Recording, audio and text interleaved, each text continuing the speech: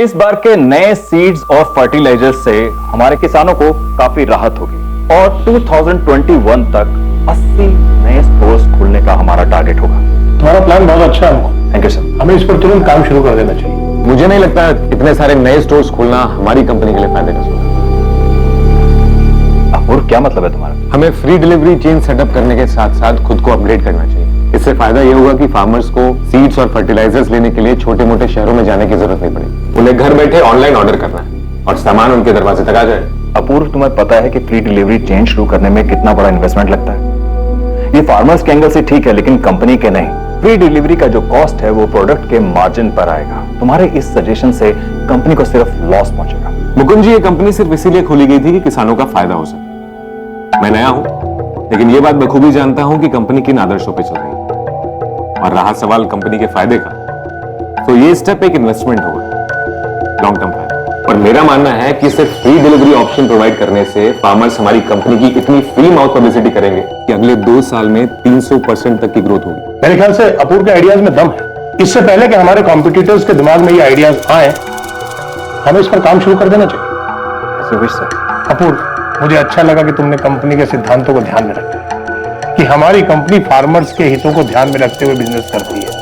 Good, very good. Sir, अपूर्व ने तो आते ही झंडा गाड़ दिया है। आपका बनाया प्रपोजल आज पहली बार रिजेक्ट हुआ है। धवल सर को जैसे कुछ दिख ही नहीं रहा है।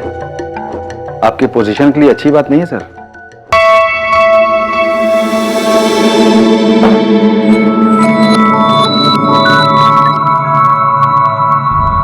आपको वाकई मेरा आइडिया पसंद आया या फिर आपने मेरी साइड सिर्फ इसलिए ली क्योंकि मैं आपका बेटा हूं? क्योंकि मुकुंद जी को तो आइडिया बिल्कुल पसंद नहीं आया। अपूर्व, मैंने तुम्हारे आइडिया को इसलिए सपोर्ट किया था क्योंकि वो हमारी कंपनी और हमारे फार्मर्स के लिए फायदेमंद है।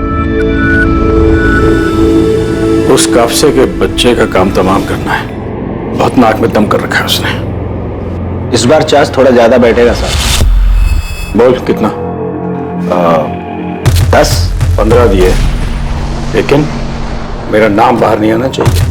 पकड़ा गया तब भी नहीं। अब बेफिक्र रहो साहब, काम भी हो जाएगा और नाम भी नहीं आएगा।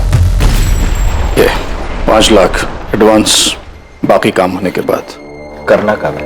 तुम तैयारी करो, डेट में बताता हूँ। यश, सो जा बच्चा। क्या हो गया? सो जा, सो जा। मम्मा थक गई। यश क्यों रो रहा है? सो जाना। नहीं आ रही है? हाँ, सो जाना। क्या हुआ यश?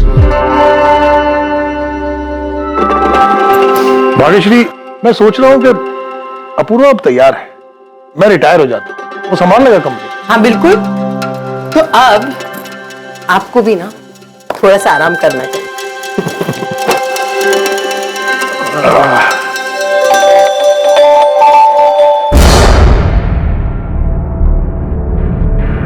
Good boy. चले अपूर्व, हो गया नाश्ता? जी बाबा, बस खाना गोपाल के हाथों भिजवा दूंगी। ठीक है बेटा। बाय बाय यश, बाय बेटा।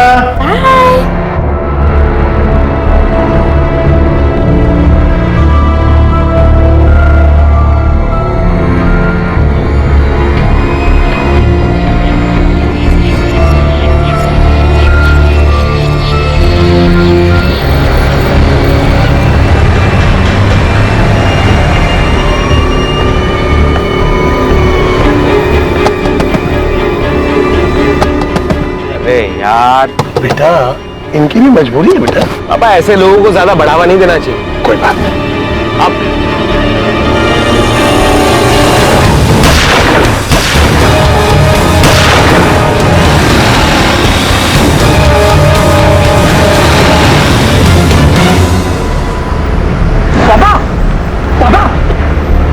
धवल काप से एक कामयाब बिजनेसमैन को दिन दहाड़े गोली मार दी गई। साफ था कि यह कोई राह चलती हत्या नहीं थी, इसे करवाया गया था। यह हत्या किसी के बुरे इरादों और मन में बैठी मैल का नतीजा था।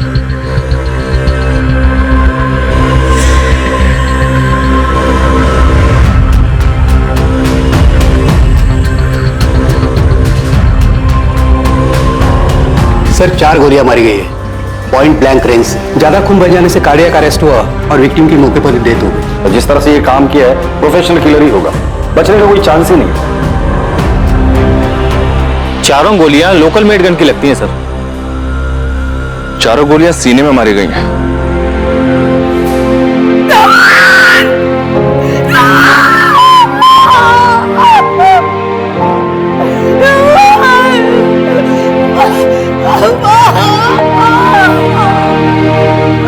जी सर। सर मिस्टर कापसे के मर्डर केस पर ही काम कर रहा हूं। आई नो सर, मुझे पता है कि वो एक पब्लिक फिगर थे। जी सर, कुछ भी अपडेट होता है मैं आपको बता दूंगा। जय हिंद सर।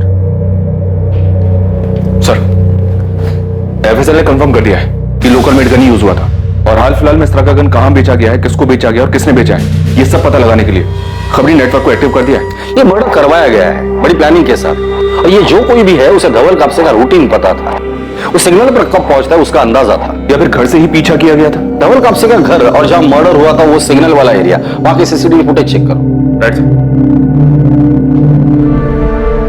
क्या हुआ? मैंने कहा था ना ये नंबर सिर्फ इमरजेंसीज के लिए दिया है। क्यों कॉल किया? मुझे पता है तुम्हें तुम्हारे सारे पैसे मिल जाएंगे, और तुम कॉल मत करना, मैं करूंगी।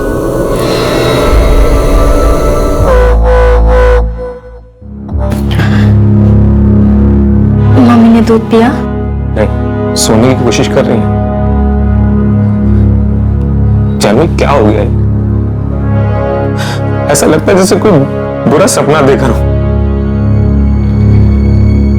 मैं छोड़ूंगा नहीं उन्हें, जिसने भी पापा को।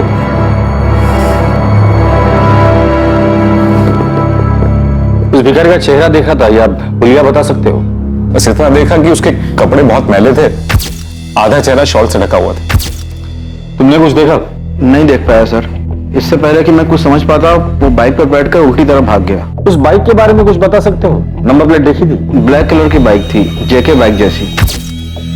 मैं नंबर ठीक से नहीं देख पाया, लेकिन उसके नंबर की शुरुआत MH12 से थी सर। MH12 मतलब बाइक पुणे की है सर। आप लोगों को किसी पर शक? कोई ऐसा कर सकता है? पता नहीं सर, कौन करेगा ऐसा? मैं हमेशा धवल से कहती थी संभल कर आया जाए करे, थोड़ा चौका न रहे, लेकिन उन्होंने मेरी बात कर दी। आप उनसे ऐसा क्यों कहती थी? क्या उन्हें कोई खतरा था? 2 साल पहले भी उन पर अटैक हुआ था। क्या बोल रहे हो आप? उस वक्त भी गोपाल उनके साथ था।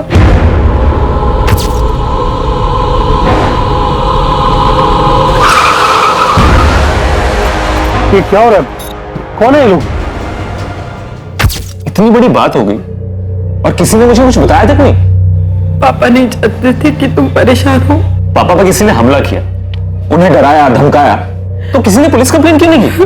मैंने कहा था धवल से, उसने बड़े ऑफिसर से बात भी की थी, उन्हें पुलिस प्रोटेक्शन मिली थी। 6 महीने बाद उन्हें लगा कि सब ठीक है, तो उन्होंने प्रोटेक्शन हटवा दी। आपको पता ही ये हमला किसने किया था? धवल को शक था कि इसके पीछे सारंग सिंह और संजय जगताप का हाथ हो सकता है। बिजनेसमैन? उन दोनों का भी सेम बिजनेस है। पर धवल जी को ऐसा क्यों लगा था कि वो हमला संजय या सारंग ने किया होगा? 2 साल पहले धवल ने महाराष्ट्र में 5 राइस मिल शुरू किए थे। उसकी वजह से संजय और सारंग को बिजनेस में बहुत लॉस हुआ था, और वो दोनों बहुत नाराज थे। क्या धवल भाव, किसानों के लिए पहले ही अपने फर्टिलाइजर और मिट्टी के रेट मार्केट में कम कर रखे। आप तो अच्छा खासा कमा रहे हो, लेकिन हमारे बिजनेस में नुकसान हो रहा है। और अब ये 5 राइस मिल खोलने की क्या जरूरत थी? पैसा तुम्हारा है भाव, खोला तो खोला। और उन किसानों से इतना महंगा धान क्यों लेना? तुम्हारी वजह से कोई भी किसान अपनी फसल बेचने को तैयार नहीं है किसी और को। देखो, मैंने ये बिजनेस किसानों को सपोर्ट करने के लिए ही शुरू किया था। आज उनकी वजह से मेरा बिजनेस अच्छा चल रहा है, तो उन्होंने जो मुझे दिया वो मैं उन्हें वापस लौटा। लेकिन आपके दान धर्म से हमारे धंधे में नुकसान होता है, उसका क्या? हमारे लिए तो यही सही होगा कि तुम अपना बिजनेस प्लान बदलो, हमारा साथ दो, ना कि उन गरीब किसानों का। अगर मैं मना कर दूं तो? क्या तकलीफ है धवल भाव? हाँ? अगर आपको कुछ हो गया तो हमको भी फिक्र होगी। उस मीटिंग के बाद ही धवल को उन गुंडों ने धमकी दी थी, और इस बार धमकी को अंजाम दे दिया। सर, संजय और सारंग ने करवाया होगा, वो तो पहले से इतना चढ़े हुए थे। सर, हम लोग किसानों के लिए फ्री डिलीवरी सिस्टम शुरू करने वाले थे, और ये आइडिया हमारे बिजनेस को नहीं पूरी इंडस्ट्री को बदल देता। तो क्या संजय और सारंग को आपके इस बिजनेस प्लान के बारे में पता था क्या? क्या आपने अपने इस प्लान को मार्केट में अनाउंस कर दिया? नहीं सर, अभी तक तो नहीं, लेकिन सर कोई तो है जिसने ये बात कंपनी में लीक की है। उस बोर्ड मीटिंग में जितने भी लोग शामिल थे, मुझे सबके डिटेल्स चाहिए।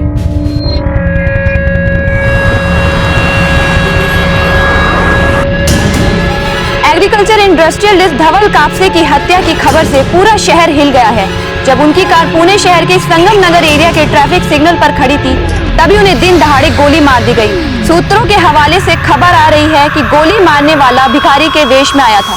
क्राइम ब्रांच पर केस को जल्द से जल्द सॉल्व करने का प्रेशर है। हमारे सूत्रों के अनुसार कुछ संदिग्धों के नाम भी सामने आए हैं। दिन दहाड़े हुए इस हत्याकांड से प्रशासन भी सख्ते में है। क्राइम ब्रांच पर कातिल को पकड़ने के लिए और भी ज्यादा दबाव बढ़ गए। धवल कापसे की हत्या से पूरा राज्य शोक के माहौल में है। उनके ना रहने से किसानों को सबसे बड़ा नुकसान होगा, क्योंकि धवल कापसे किसानों के सबसे बड़े समर्थक और हिमायती थे।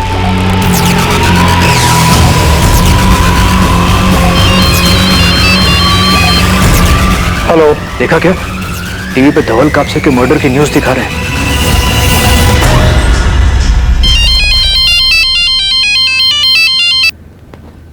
साहब, आपके ही फोन का इंतजार था। काम तो कल करना था ना। अब साहब, मुहूर्त तो निकाला नहीं था ना, फील्डिंग कर रहे थे, मौका मिला सो कर दिया। ठीक है, काम सफाई से हुआ है ना, मेरा नाम आना नहीं चाहिए। साहब बिल्कुल बेफिक्र रहिए आप। और साहब वो बैलेंस अमाउंट कल रात 9 बजे मिल वहीं पर। ठीक है।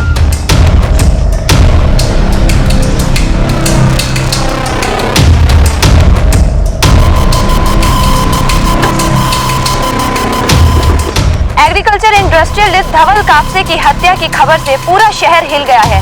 जब उनकी कार पुणे शहर के संगम नगर एरिया के ट्रैफिक सिग्नल पर खड़ी थी, तभी उन्हें दिन दहाड़े गोली मार दी गई। सूत्रों के हवाले से खबर आ रही है कि गोली मारने वाला भिखारी के वेश में आया था। ऐसा लग रहा था कि हत्या के पीछे कई खिलाड़ी थे। इस हत्या के पीछे का मकसद एक रहस्य था, जिसका पता लगाने के लिए पुलिस को भी काफी मेहनत करनी थी।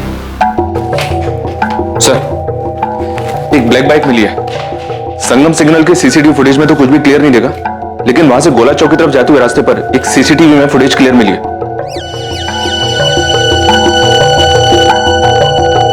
ये बाइक है सर। अगर प्रोफेशनल किलर्स हैं तो नंबर प्लेट भी फर्जी होगा सर। धवल कापसे के बिजनेस राइवल संजय और सारंग बुलाकर लेकर उन्हें बात करके देखते हैं, पता तो चल जाएगा कौन कितने पानी में है। साहब बोल गणेश, क्या खबर है? साहब वो गन सेलर जिसने गन बेची थी वो मिल गया है। नाम क्या उसका? लक्ष्मण खुरपे नाम है सर। यही समूहवाड़ी में रहता है, घर से ही ऑपरेट करता है।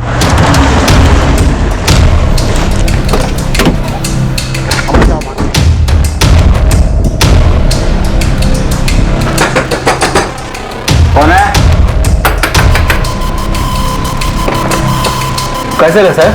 तलाश शुरू करके। साहब ये सब क्या किया मैं? ऐसे सारा घर क्यों छाने साहब? सामने सीधा आदमी है। 2 मिनट रुक जा, तब पता चल जाएगा।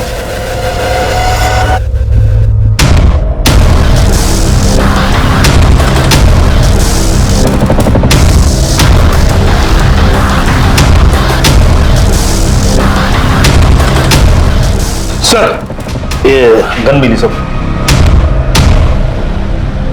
सीधा आदमी है तू? इससे सारा हमें अच्छे से पता है। 2 साल पहले आपने धवल जी को धमकी दी थी और ठीक उसके बाद ही उन पर हमला हुआ था। हाँ, उनकी वजह से हमारे बिजनेस में बहुत नुकसान हो रहा था, इसलिए मैं और संजय उनसे बात करने गए थे। अटैक वगैरह कुछ नहीं करवाया। 2 साल पहले भी पुलिस ने पूछताछ की थी, कुछ नहीं मिला। आप मेरी तरफ से बेफिक्र रहिए। आपके बिजनेस में और कोई है जो उन पर हमला करवा सकता है? मैं सिर्फ अपनी जिम्मेदारी ले सकता हूँ। धवल कापसे अपने मन की करने वाला आदमी था। अब ऐसे में उसके कितने दोस्त थे, कितने दुश्मन, ये मैं कैसे बता सकता हूँ? कभी कभी इंसान अंदर से चोट खाया हुआ होता है। आप पता लगाइए, कोई अपना तो नहीं था।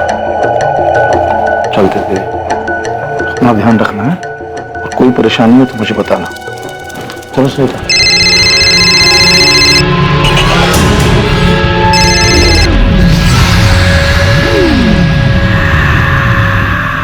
जा रहे हैं मामा जी? हाँ बेटा, ये दिल्ली की फ्लाइट है, कुछ काम है। कोई भी जरूरत हो तो मुझे फोन करना। चलो। अपूर्व, चलिए यार, मैं भी चलता हूँ। चलो। कुछ खाया मैंने? हाँ, क्या हुआ जानवी? किसका फोन आ रहा है? कुछ नहीं, वो रॉन्ग नंबर है। मैं यश को देख के आती हूँ, वो जा क्या होगा ना। अपूर्व ने किसानों के लिए फ्री डिलीवरी सिस्टम शुरू करने के लिए एक प्लान सजेस्ट किया था सर। पूरा प्रपोजल पढ़ने के बाद मुझे मालूम चला कि सर बहुत ही ब्रिलियंट आइडिया था सर। अगर ये प्लान ऑपरेशन में आ जाता तो सर हमारी कंपनी बाकी कंपटीटर से बहुत आगे निकल जाती। अच्छा मोहन जी, बाहर वालों के अलावा कंपनी में कोई ऐसा है जो मनीवन धवल जी से बैर रखता हो? अपूर्व ने तो आते ही झंडा गाड़ दिया है। आपका बनाया प्रपोजल आज पहली बार रिजेक्ट हुआ है। धवल सर को जैसे कुछ दिख ही नहीं रहा है। बोलिए मुकुंद जी, क्या जानते हैं? सर देखिए, मैं मर्डर के बारे में कुछ नहीं जानता हूँ सर, लेकिन हाँ, धवल सर ने कुछ दिन पहले एक एम्प्लॉय को ऑफिस से बाहर निकाल दिया था। किसको? सर जयेश, धवल सर का साला। तुमने क्या सोचा जयेश कि तुम फर्टिलाइजर में मिलावट करके बेचते रहोगे और मुझे पता नहीं लगेगा? कितना भरोसा करके मैंने डिस्ट्रीब्यूशन डिपार्टमेंट तुम्हें सौंपा था और तुम मुझे ही लूट रहे हो। अभी जीजा जी, मुझे पैसों की सख्त जरूरत थी। पैसों की जरूरत थी तो मुझसे पैसे मांगते, अपनी बहन से मांग लेते। मुझे माफ कर दीजिए, एक बार भरोसा कीजिए मेरे ऊपर। मैं माफ कर रहा हूं, इसीलिए तुम्हें सिर्फ जॉब से निकाल रहा हूं, लेकिन तुमने जो भी चोरी की है वो सारा पैसा तुम्हें कंपनी में जमा करना होगा, वरना मुझे पुलिस कंप्लेन करनी होगी। मैं गलत बात को नजरअंदाज नहीं कर सकता। जीजा जी, तुम जा सकते हो।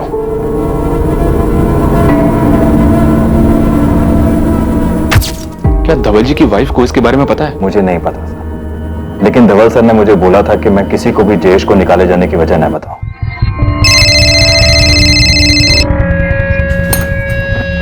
तुम बार बार कॉल क्यों कर रहे हो?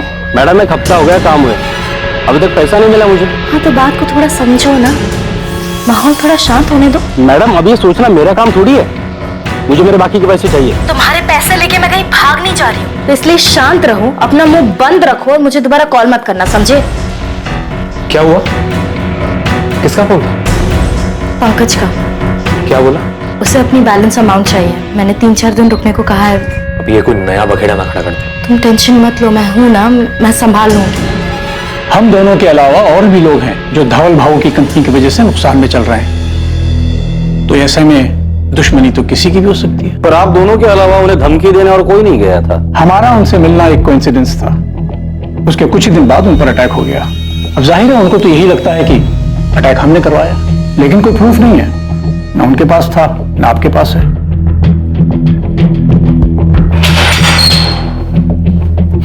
चलो बताता साहब, मैं गन बेचता है, मध्य प्रदेश से माल उठाकर यहाँ पूना में बेचता है। सप्लायर कौन है तेरा? पता नहीं, मैं तो मिडिल मैन से लेता है, उसका नंबर है मेरे पास। पिछले 1 महीने में पूना में तूने कितने गन बेचे हैं और किस किस को बेचे हैं? सब बोल। पिछले महीने 2 लोगों ने लिया है। नाम बोल।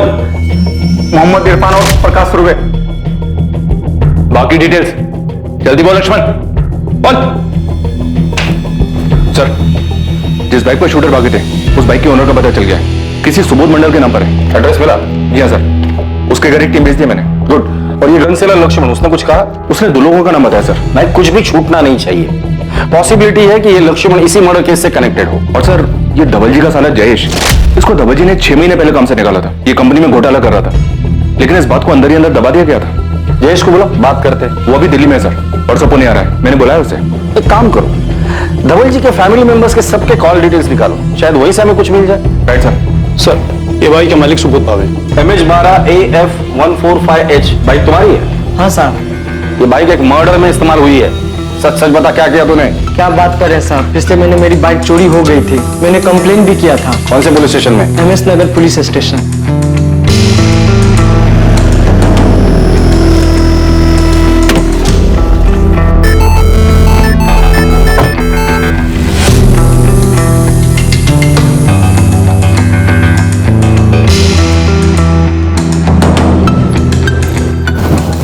बता, गन किससे खरीदी तूने? लक्ष्मण नाम है सर उसका। उसी गन से मर्डर किया ना? नहीं सर, वो गन तो जैसे लिया था वैसे रखी है सर। झूठ मत बोल, लक्ष्मण ने हमें तेरे बारे में सब कुछ बता दिया है। चल बोल। सर मैंने कुछ नहीं किया सर, मैं अपने दोस्तों को दिखाने के लिए रखा था वो गन। क्या बकवास कर रहा है? मुझे फट्टू बोलते थे और मुझे बोलते थे कि तू डरपोक है, तू कभी गन नहीं पकड़ सकता। इल्लीगल गन खरीदने को तू खेल समझता है? मुझसे गलती हो गई, मुझे माफ कर दीजिए सर, मैं अपने दोस्तों के बहकावे में आ गया सर। गन क्यों खरीदी थी? अब बेफिक्र रहो साहब, काम भी हो जाएगा और नाम भी नहीं आएगा। ये 5 लाख एडवांस। बता दे, वरना मुंह खोलने के और भी तरीके आते हैं मुझे। मुझे मेरे दोस्त को चाहिए था, उसके बोलने पर ही मैंने लिया था। फिर बाद में उसने लेने से मना कर दिया। सब अभी भी वो गन मेरे पास ही है। तो उसका नाम बोल, नंबर दे उसका। क्या सोच रहा है? किसका नाम बताओ? हाँ, या याद नहीं आ रहा है तुझे? मुझे पता धवल कापसे को क्यों मारा, किसने सुपारी दी थी? कौन धवल कापसे? सर मैंने किसी को नहीं मारा सर। तो गन के अपने भारत पे फायर करने के लिए खरीदा था? मैं परेशान हो गया था अपने हालात से। मजदूरी का काम कर करके इतना पसीना बहाने के बाद सिर्फ चिल्लर ही मिलता था, इसलिए मैंने गन खरीदा। सोचा कि बैंक लूट लेता हूं, कम से कम जिंदगी भर पैसों की तकलीफ तो नहीं होगी। साहब मैं सच बोल रहा हूं, मैंने किसी को नहीं मारा। आपको जो 6 गोली मिली थी ना मेरे घर पे, वो सब मैंने लक्ष्मण से खरीदा था। और सब वो सामान अभी भी वैसा का वैसा ही है। एक भी गोली नहीं चली उस बंदूक से।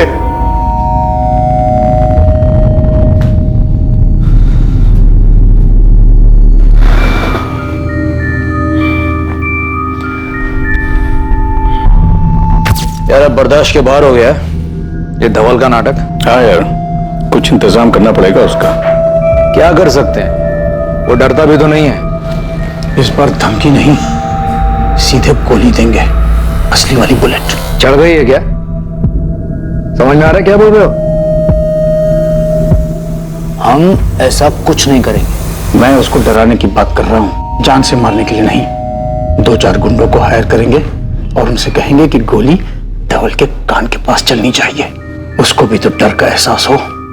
हमारे बिना कहे वो हमारी बात भी समझ जाएगा और फिर उसके बाद वो हमें सीरियसली भी लेगा। सर हमने इरफान और प्रकाश दोनों की खरीदी हुई गन और बुलेट सीज कर एफएसएल को भेज दी थी, पर एफएसएल की रिपोर्ट के हिसाब से दोनों ही गन इस्तेमाल नहीं हुई है और बुलेट्स भी वैसी ही हैं। मैंने इरफान का बैकग्राउंड भी चेक किया सर, शक्कर नहीं जैसा कुछ मिला नहीं। इंसिडेंट के वक्त भी वो संगम नगर सिग्नल पर नहीं था। और वो दूसरा प्रकाश, उस पर लड़ाई झगड़ा करने और चोरी चुराने के कुछ केसेस तो हैं, पर अभी तक कुछ भी साबित नहीं हुआ है। थोड़ा डाउटफुल है वो। उसका कहना है कि इंसिडेंट के वक्त वो शीना नाम के किसी बंदी के साथ था। उसकी मोबाइल लोकेशन चेक की हमने, वो वाकई में क्राइम स्पॉट पर नहीं था। सारंग और संजय के खिलाफ कुछ मिला? अभी तक कुछ नहीं मिला सर, हम ढूंढ रहे हैं, शायद कुछ मिल जाए। ये सारंग और संजय इस मर्डर से जरूर कनेक्टेड है। 2 साल पहले जो हमला हुआ था वो एक कोइंसिडेंस नहीं था। अगला पिछला सब देखो, देखो ये सारंग और संजय इस लक्ष्मण से कनेक्टेड है या नहीं, या फिर उन दोनों से जिनकी हमने गन सीज की है। और सर वो बाइक वाला सुबोध, उसने वाकई में एमएस नगर पुलिस स्टेशन में कंप्लेंट दी है। बाइक चोरी की थी, इसलिए शायद इन्होंने नंबर प्लेट नहीं चेंज की थी। माना कि धवल पे अटैक को 2 साल हो गए हैं, लेकिन पुलिस खोद के सब डिटेल्स निकालेगी तो 2 साल बहुत होता है, कुछ मिलेगा नहीं उनको। लेकिन हमें सावधान तो होना ही पड़ेगा। पुलिस नजर रखेगी हम पे। अब क्या करें? हमें शांत रहना है, कुछ उल्टा सीधा नहीं करना है और घबराना भी नहीं है।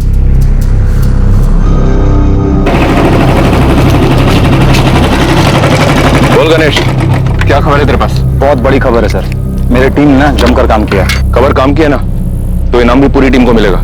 चल बता। सर सबसे पहली खबर, धवल का साला जयेश, वो घर का भेदी निकला।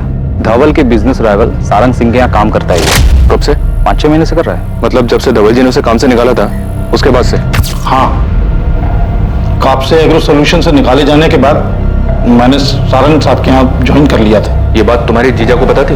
नहीं, जयेश नहीं चाहता था कि ये बात धवल भाव को मालूम हो। हाँ, चोरी करना तो उसकी आदत है, पर ये बात क्यों छुपाई? क्योंकि मैं अपनी बहन के घर का माहौल खराब नहीं करना चाहता था।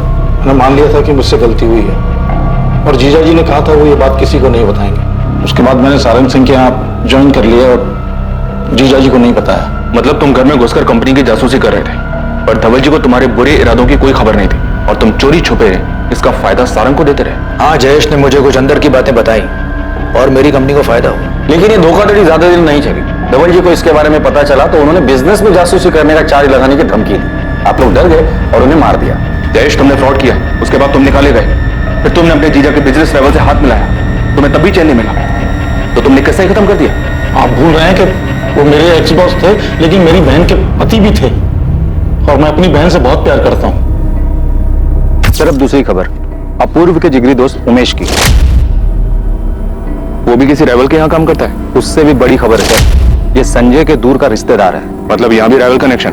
सर मेरे को तो लगता है ना, इन दोनों ने मिलकर कांड किया है। सर संजय जगताप मेरे मामा लगते हैं, वो मेरी माँ के चचेरे भाई हैं।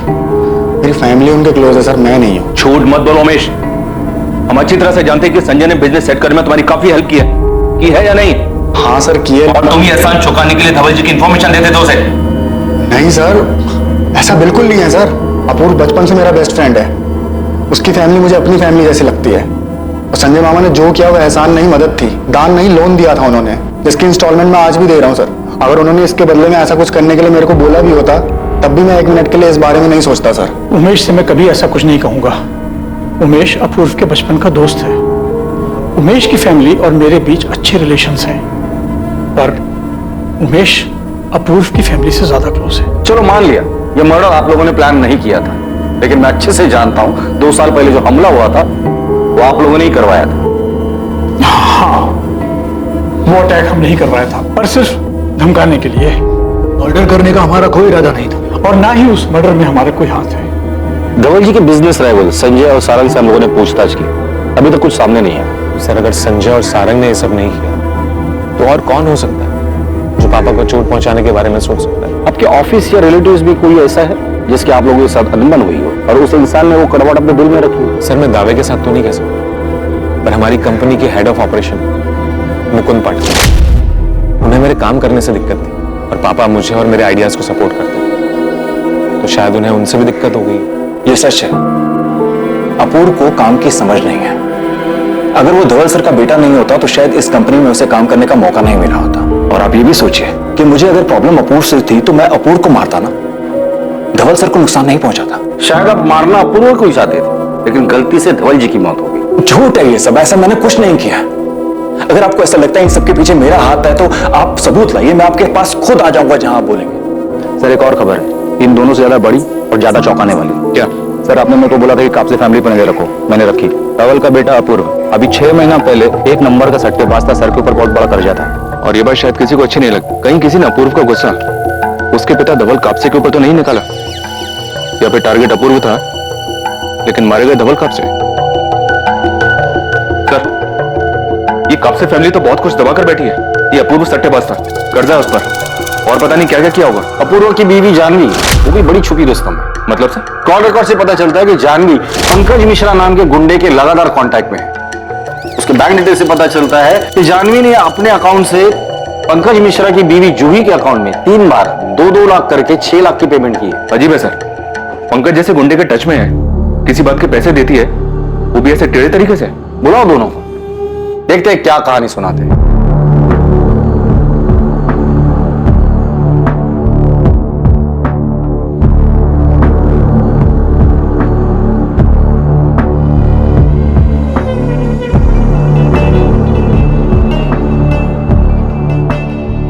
अपूर्व मैं घुमा फिरा कर बात नहीं करूंगा। मैं तुम्हारे बेटिंग, गैम्बलिंग और कर्जों के बारे में जानता हूं, इसलिए सीधे सीधे बता दे अपने पापा को क्यों मरवाया। सर क्या बकवास सवाल है? तुम्हारी बीवी पंकज मिश्रा को पैसे देती है, पता है तुम्हें? आपको कैसे पता? मतलब तुम्हें पता है? हाँ मैं पंकज को जानता हूँ, पर मैंने उसे किसी और को किडनैप करने को कहा था। किडनैप? किसे किडनैप करवाया तूने?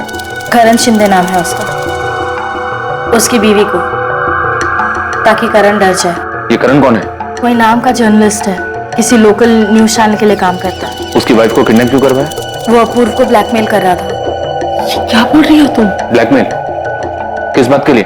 सर उसके पास मेरा एक वीडियो था एस्कॉर्ट गर्ल के साथ, और वो उसे ऑनलाइन करने की धमकी दे रहा था। मैंने बहुत मिन्नतें की सर उससे, पर वो मान ही नहीं रहा था। पैसे चाहिए थे सर उसे। तो पुलिस के पास क्यों नहीं गए? और मैटर खुद को ही सेटल करना था तो दे देते पैसे। सर मैं तैयार था, पर वो 10 करोड़ रुपए मांग रहा था। कहां से लाता सर 10 करोड़? और अगर दे भी देता तो उसका क्या भरोसा, डबल क्रॉस कर जाता तो उसे डराने के लिए तुमने गुंडे को हायर किया? हाँ सर, पंकज ने जर्नलिस्ट की वाइफ को किडनैप किया और जर्नलिस्ट को ब्लैकमेल करने लगा। मैंने अपने स्टिंग वीडियोस के सारे ओरिजिनल कॉपीज ले लिए। तुम्हारी बीवी भी इन्वॉल्व है? जिस आदमी ने करण की वाइफ को किडनैप किया वो मेरे मायके में ड्राइवर था। इस काम के लिए मैंने ही बात की थी उससे। तो मतलब अपूर्व एस्कॉर्ट्स के कांटेक्ट में है, ये बात तुम्हें पता थी? मैं जानती थी, नाराज थी और अपूर्व को छोड़ना भी चाहती थी, मगर फिर अपूर्व ने मुझसे वादा किया कि वो ये सारे गंदे काम, ये जुआ, दूसरी औरतें, ये सब छोड़ देगा। मैंने उसे माफ किया, बदलने का एक मौका दिया और वो बदला भी। मगर फिर 6 महीने बाद मुझे ये वीडियो मिला, किसी नाराज जर्नलिस्ट ने भेजा था। अपूर्व क्या है ये? क्या है ये? तुमने यश की कसम खाई थी कि तुम ये सब छोड़ चुके हो। अब तक अच्छाई का मुखौटा लगा के रखा था तुमने। जानवी मेरा यकीन करो, मैं सच में बदल गया। कैसे कर लूं तुम्हारा यकीन? जब ये देख रही हो तो कैसे करूं? ये वीडियो पहले की है, कोई इसे यूज करके मुझे ब्लैकमेल कर रहा है। तुम पहले ही मेरा विश्वास तोड़ चुके हो, क्यों कर रहे हो यकीन मैं? जानवी तुम जानती हो मैं बदल चुका हूँ। पहले मुझे फर्क नहीं पड़ता था इन सब चीजों से, लेकिन अब फर्क पड़ता है। तुम और यश मेरे लिए मायने रखते हो। मैं तुम्हें और यश को नहीं खोना चाहता। मेरा यकीन करो, ये वीडियो सच में पुराना वीडियो है। बहुत गुस्सा आया था मुझे, मैं सब छोड़कर जाना चाहती थी, पर फिर मुझे अपूर्व पर भरोसा हुआ। और आप जानती थी? नहीं, मुझे इस बारे में कुछ पता नहीं था, और ना ही धवल को। पर अब ये तो जानती होंगी ना कि अपूर्व सट्टेबाज है। हाँ, जब हमें पता चला कि अपूर्व इन सब चीजों में पड़ा हुआ है तो हम सब बहुत हैरान थे। लेकिन अपूर्व सुधर गया है, वो सही रास्ते पर चल रहा है। ऐसे ही तो कोई सुधर नहीं जाता। अपूर्व कैसे सुधर गया? सर, मुझे समझ आ रहा था कि मैं खुद अपनी जिंदगी बर्बाद कर रहा हूँ। घर में सबके सब मेरे लिए परेशान थे, लेकिन मेरी लत थी जो मेरा पीछा ही नहीं छोड़ रही थी। मैं कर्जे में डूबता चला जा रहा था। मैं नए पैसे उठाता पुरानी उधारी चुकाने के लिए, लेकिन वो पैसे भी डूब जाते, और धीरे धीरे मुझ पे 5 करोड़ का कर्जा हो गया। और फिर एक दिन वही हुआ जिसका मुझे डर था। जिनसे मैंने उधार लिया था उन्होंने पापा को फोन कर दिया। 5 करोड़? तुझे पैसे की कीमत पता है अपूर्व? और तू मुझे कब बताता? 50 करोड़ होने के बाद? आपको बताने वाला था बाबा। निकल जा मेरे घर से। ऐसे जुआरी और सट्टेबाज को अपने घर में नहीं रखूंगा। पहले पैसे कमा, फिर पैसा उड़ाना। चल निकल मेरे घर से अभी की अभी। निकल जा। क्या कर रहे हैं आप? कहाँ जाएगा वो? बीवी है, बच्चा है उसका। जब ये गैम्बलिंग में पैसे लुटा रहा था तब नहीं सोचा उसने ये सब? पर वो कह रहा है ना कि गलती हो गई उससे। एक बार दूसरा मौका तो दीजिए उसे। ठीक है, 1 साल है इसके पास। इसका मतलब ये नहीं है कि मैं इसका कर्जा उतारूंगा। ये मेरे साथ ऑफिस चले, मेहनत करे और इंस्टॉलमेंट से अपना कर्जा चुकाए। अगर ये नहीं कर पाए तो चुपचाप इस घर से निकल जाए। सर, मैं बहुत परेशान था। पापा ने मुझे आज तक डांटा तक नहीं था। मैंने सोचा कि अपनी लाइफ ऐसे ही बर्बाद करने से अच्छा है पापा के साथ काम करूं, और कुछ टाइम बाद फिर मैं अंदर से भी बदल गया। अपूर्व सच में बदल गया है सर। बस वो बदकिस्मत निकला कि उसका अतीत उसके आज के सामने आकर खड़ा हो गया। उस जर्नलिस्ट ने वो वीडियो भेजा जिससे छुटकारा पाने के लिए हमें पंकज की मदद लेनी पड़ी, और मैं उसी के पैसे चुका रही हूँ।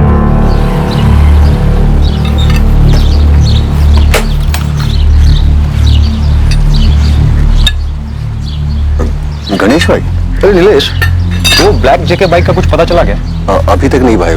पुणे के सारे डीलर से बात हो चुकी है, पर किसी को पता नहीं उस बाइक के बारे में। पक्का? तूने तसल्ली कर ली हर जगह?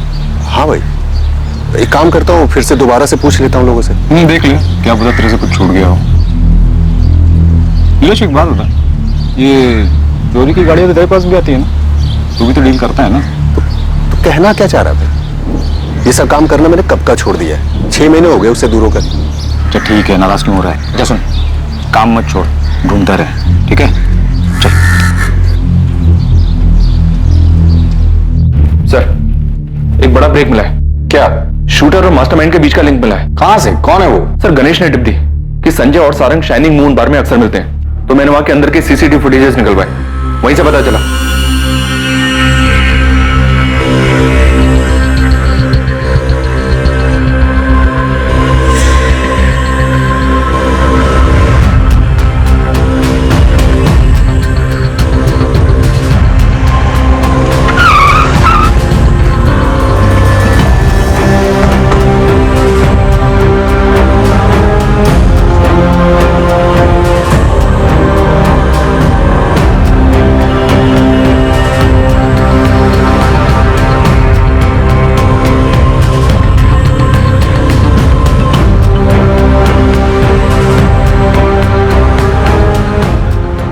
तुम्हें क्या लगा पुलिस तुम तक कभी नहीं पहुंच पाएगी? शाइनिंग मून बार का सीसीटीवी फुटेज है, तुम्हारी साइन की हुई रिसीट है, ये सबूत काफी है ये साबित करने के लिए कि इस मर्डर के प्लानिंग में तुम भी शामिल थे। हम ये भी जानते हैं कि गन पक्का ही लेकर आया था। अब भी तुम यही कहोगे कि धवल कापसे के मर्डर के बारे में तुम कुछ नहीं जानते?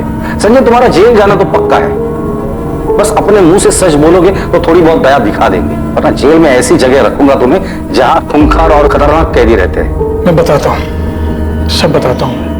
मैंने ही पकिया को सुपारी दी थी, उसी ने धवल को मारा है। किस लिए? 5 सालों में जीना हराम कर दिया था उसने। बिजनेस में घाटे पर घाटा हुआ जा रहा था। बहुत समझाया पर वो हमारी एक नहीं सुन रहा था। सारंग भी शामिल था इसमें? नहीं सर, वो तो मर्डर का नाम सुन के ही डर गया। मैंने सोच लिया कि अब ये काम मुझे अकेले ही करना होगा। अब जेल में भी अकेले ही सड़ना। आखिरकार धवल कापसे की हत्या का साजिश करता सलाखों के पीछे था, और हत्या के पीछे की जो वजह सामने आई वो बिजनेस राइवलरी थी। अब पुलिस को सिर्फ एक आखिरी खिलाड़ी को पकड़ना था, जिसके बाद ये केस क्लोज हो जाता। दूसरी तरफ हत्या का खुलासा होने से धवल के परिवार को उनके सवालों के जवाब मिल गए, और 7 दिनों की खोजबीन के बाद पुलिस ने पकिया को भी पकड़ लिया। पकिया ने अपने बयान में कुछ ऐसे खुलासे किए जिसकी किसी ने उम्मीद भी नहीं की थी। इस खुलासे के बाद सवाल उठने लगा कि क्या यह केस वाकई अपने अंजाम तक पहुंच गया था। 2 साल पहले मैंने ही धवल कापसे पर अटैक किया था, क्योंकि इसके लिए मुझे संजय जगताप ने बोला था, और इस बार भी संजय जगताप ने ही धवल कापसे की सुपारी दी थी। पर सर, मैं वो नहीं हूं जिसने धवल को मारा है। अब ये मत बोलना कि तूने चलाई बुलेट में उसे मारा है। नहीं कहूंगा सर, पर सच्चाई यही है कि धवल को लगने वाली गोली ना तो मेरी बंदूक से निकली थी और ना ही उसे चलाने वाले मेरे हाथ थे। सब मैं तो खुद ही हैरान था कि जो सुपारी मेरे हाथ में थी तो फिर उसे मेरे मारने के 1 दिन पहले किसने मार दिया। पर मेरे लिए तो ये मौका था कि संजय से झूठ बोलकर अपने बचे हुए 10 लाख रुपए लेने का। इसकी क्या गारंटी कि तू इस बार भी झूठ नहीं बोल रहा है? सब मैं आपको पहले ही बोल चुका हूं कि मर्डर वाले दिन मैं उस जगह था ही नहीं। सर, मैंने हर चीज को डबल चेक किया। ये पकिया झूठ नहीं बोल रहा है। ये मर्डर के टाइम पर शीना के साथ ही था, और जहां शीना काम करती है वहां आसपास भी इंक्वायरी की। मर्डर वाले दिन वहां पकिया को शीना के साथ देखा गया था। अगर पकिया सच बोल रहा है, फिर धवल कापसे का मर्डर किया किसने? इस केस में कुछ तो है जो हमारी नजर से छूट रहा है। किसने उठाई होगी सुपारी? नहीं, गणेश को बोलो जल्द से जल्द उस बाइक का पता लगाए।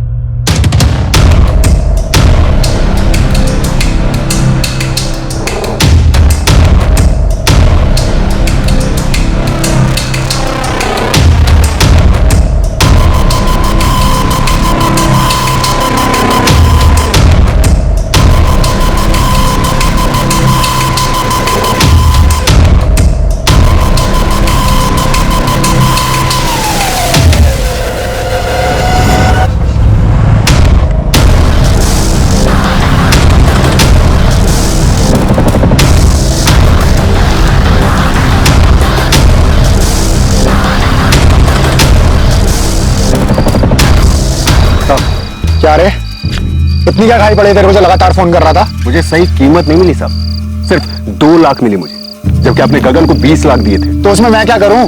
जाके उसी से मांगा था ना साहब, पर उसने मना कर दिया, और अब तो अंडरग्राउंड हो गया। तब जैसे मारने गया था ना, पता नहीं था वो कितना बड़ा आदमी था, लेकिन अब पता है। तो 10 लाख और दे दो, तब कुछ भूल जाऊंगा। नहीं तो क्या करेगा तू? मैं पुलिस के पास जाऊंगा। साले ब्लैकमेल कर रहा है मेरे को? नहीं साहब, अब इतना बड़ा काम किया, ठीक से शगुन तो मिला नहीं, कम से कम विदाई तो दे दो।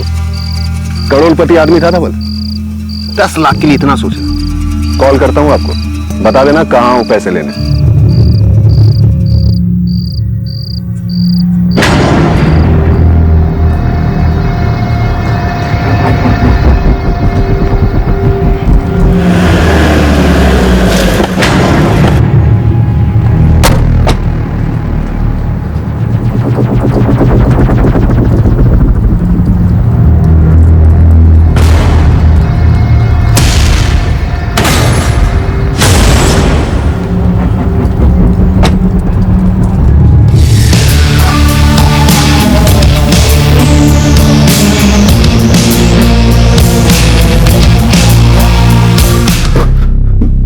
मैं उमेश को तो जानता ही नहीं साहब, गगन ने मुझे कांटेक्ट दिया था।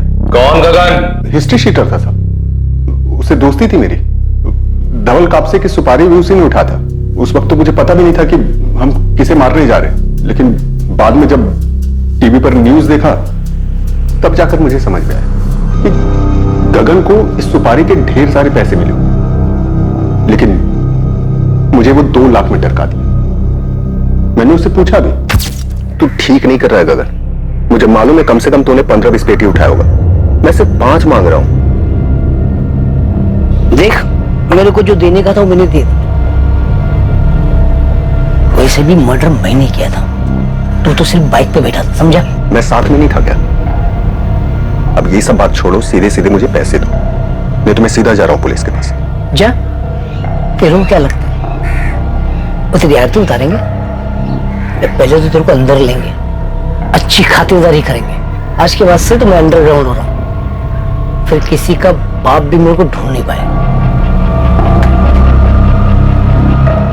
उसके बाद वो गगन ने नीलेश को मेरा नंबर दे दिया और वो पैसों के लिए हाथ धोकर मेरे पीछे पड़ गया सर। इससे पहले भी मैंने सेटलमेंट्स वाले छोटे मोटे काम कराए हैं सर उससे।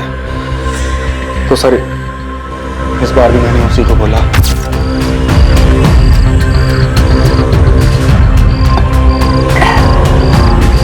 क्या बात है, बड़े दिनों के बाद याद किया? क्या करें, काम ही कुछ ऐसा है। मर्डर करना है। हो जाएगा। किसका करना है?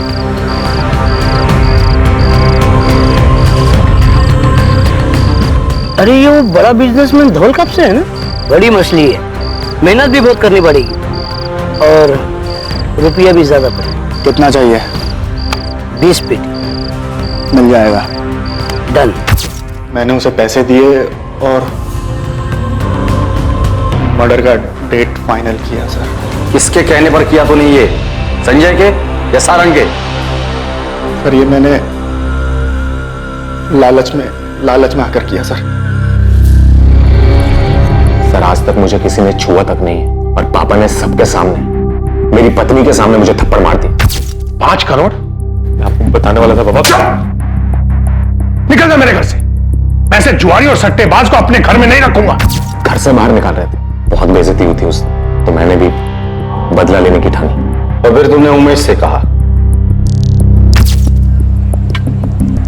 समझते क्या है वो खुद को, इतना बड़ा कारोबार है और मैंने मांगा क्या? सिर्फ 5 करोड़, जिसके लिए सबके सामने थप्पड़ मार दिया मेरे बाप ने। बहुत हो गया, छोड़ूंगा नहीं। क्या करेगा तू? हैं? क्या करेगा? मार दूं। क्या? मुझे तेरी मदद चाहिए। देख कपूर, बहुत पी लिया, घर चलते हैं, चलो। सुन, मेरे बाप की 2000 करोड़ की प्रॉपर्टी, तू मेरी मदद करेगा तो मैं तुझे 10% दूंगा। सर मर्डर का सारा इंतजाम उमेश ने, और मैं बस बदलने का दिखावा करता रहा ताकि सबकी नजरों में अच्छा बन जाऊं। एग्रीकल्चर मार्केट में अगर लीडर बनना है तो हमें इसके बारे में अभी से सोचना पड़ेगा। आपको वाकई मेरा आइडिया पसंद आया या फिर आपने मेरी साइड से इसलिए ली क्योंकि मैं आपका बेटा हूं? मैं छोड़ूंगा नहीं उन्हें जिसने भी पापा को, और धीरे धीरे पापा को भी यकीन हो गया कि मैं बदल गया हूं। उन्होंने ऑफिस में भी मुझे वो इज्जत देनी शुरू कर दी थी। मेरे ख्याल से अपूर्व के आइडियाज में दम है। अपूर्व, मुझे अच्छा लगा कि तुमने कंपनी के सिद्धांतों को ध्यान में रखा। और फिर मैंने मर्डर का डेट और टाइम डिसाइड किया और फिर सब प्लान के मुताबिक होगा। तुमने अपने पापा को सिर्फ इसलिए मरवाया क्योंकि उन्होंने तुम्हें एक थप्पड़ मारा था? सर पापा चाहते तो मेरी मदद कर सकते थे। सर आज भी जिन लोगों से मैंने उधार लिया है मुझे धमकी देते हैं। सर पापा नहीं जानते थे कि कैसे लोग हैं। सर ये लोग चाहते तो मुझे मार भी सकते थे, और वो भी सिर्फ 5 करोड़ रुपए के लिए। लेकिन पापा को कोई फर्क नहीं पड़ा। उनके लिए तो उनकी कंपनी सबसे ऊपर, उनके आदर्श सबसे ऊपर। अपूर्व, इतने क्रिमिनल्स देखे हम लोगों ने, पर तुम्हारे जैसे लोगों को देखकर हैरत होती है।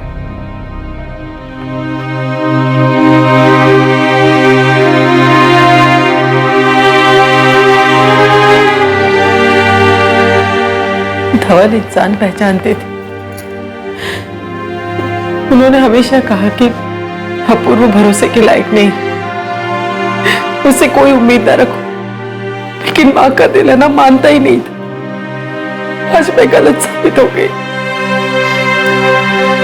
नहीं मम्मी, आपने और पापा ने हमें हमेशा बहुत सारा प्यार दिया, पता नहीं कितने लोगों के इंस्पिरेशन थे।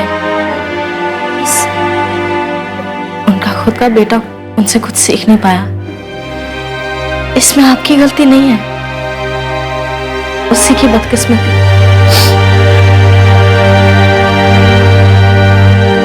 अपूर्वा, उमेश, नीलेश और गगन को आईपीसी की धारा 302 के तहत हत्या के लिए और आईपीसी की धारा 120 के तहत आपराधिक षड्यंत्र के साथ साथ आर्म्स एक्ट की धाराओं के तहत भी बुक किया गया है। अपूर्वा के परिवार के लिए विश्वास करना काफी मुश्किल है कि अपूर्वा ने ही ये सारी साजिश रची और अपने पिता की हत्या करवाई।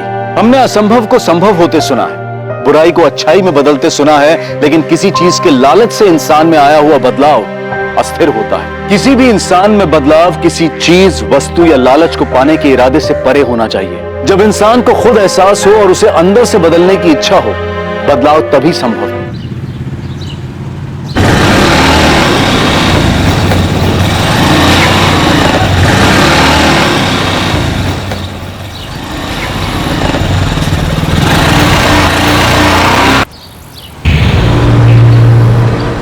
चाचा जी ये सब क्या है? कुंदन, आखिरी बार कह रहा हूं, तुम लोग ये ठीक नहीं कर रहे हो। चाचा जी बुरा मत मानिएगा, लेकिन हम जो कर रहे हैं उसके बीच बोलने का आपको कोई हक नहीं है। कुंदन, जबान संभाल के। बाबूजी तो उनसे सिर्फ बात करना चाहते हैं बस। बात करने और धमकी देने में फर्क होता है मोहन। ऐसे गुंडों की तरह रास्ता रोककर बात नहीं होती है। गुंडे दिखाई देते हैं तुमको? तुमसे बड़े हैं, हमारा नहीं तो हमारे रिश्तों का लिहाज करो। तुम समझदार हो, जाके समझाओ अपने भाइयों, नहीं तो बेकार में खून बहेगा।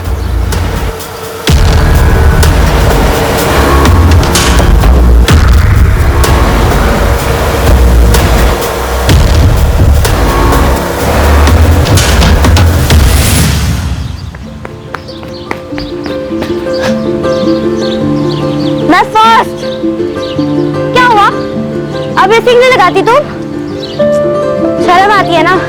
मैं रेस लगाऊंगी तो तुम हार जाओगी ना। माँ! अरे काजल, आराम से बेटा, क्या कर रहे हो? ताई जी देखो ना, पायल दीदी ने मुझे मारा। तुम लोग का ना रोज चलता है। पायल, क्यों मारा काजल को? मारा कहाँ, टपकी नहीं माँ। अरे तुम दोनों छोड़ूंगी नहीं। क्यों काजल, बड़ी बहन को नहीं मारते? आप ना बस पायल दीदी को ही प्यार करती हो। मुझे तो सिर्फ किरण दीदी प्यार करती थी, और उनको तो आपने शादी करवा के ससुराल भेज दिया। तो तुझे भी ससुराल भेज दे दीदी। अरे तुम दोनों लड़ना बंद करो। माँ,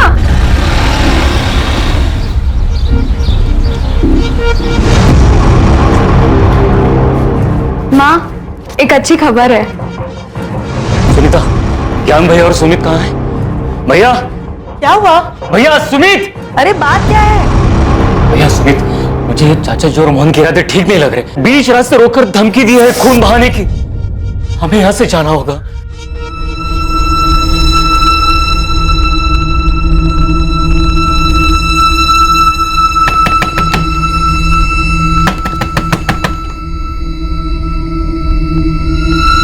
पापा, टैक्सी ले आया।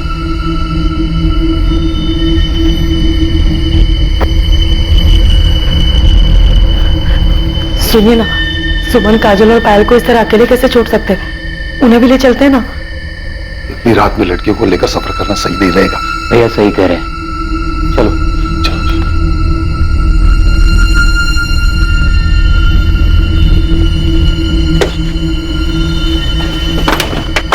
चलो जल्दी चलो, जल्दी बेटा।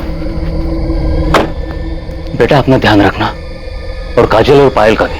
किसी भी अनजान आदमी के लिए दरवाजा मत खोलना। हम जल्दी तुम लोगों को भी वहां बुला लेंगे।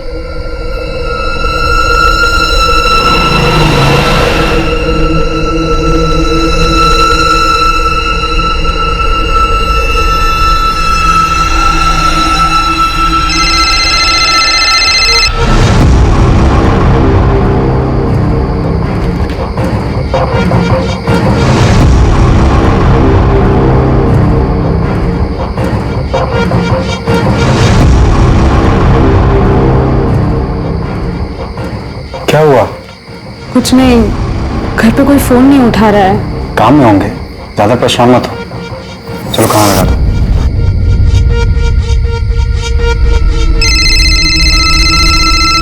किरण दीदी, हेलो दी, कहाँ है आप?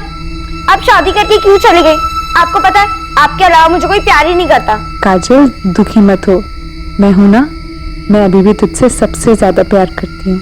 अच्छा सुन, सुमन को फोन दे, मुझे उससे जरूरी बात करनी है। अरे दीदी इसे छोड़ो, ये तो हमेशा रोती रहती है। ये बताओ जीजू कैसे है? पायल, ये सब बात हम बाद में आराम से करेंगे, ठीक है? सुमन को फोन देना, मुझे उससे बात करनी है। कहाँ सुमन दीदी? सुमन दीदी, किरण दीदी का फोन है। अरे तुम लोग बाहर क्यों आए? मैंने मना किया था ना। ये लो पकड़ो, जाओ अंदर।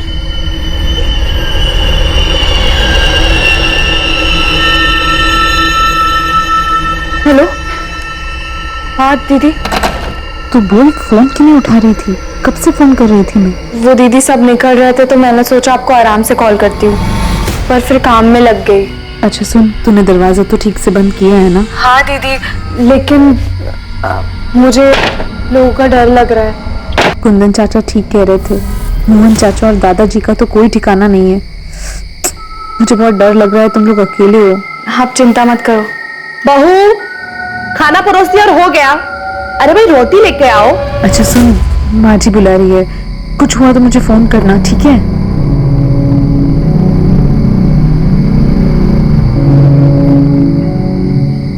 दीदी भूख लगी है। हाय।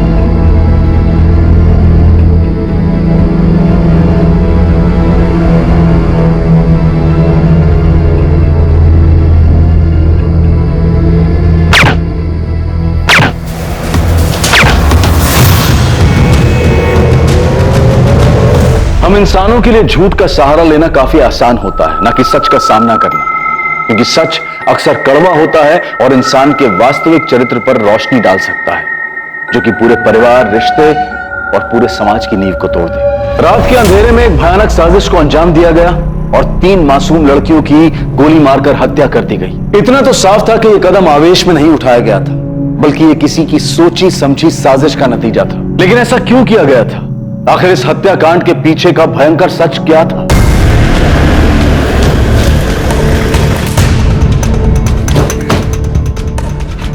सब मैंने ही आपको फोन किया था। कहां है? इधर, इस घर में। तब दरवाजा अंदर से बंद है, उधर खिड़की की तरफ।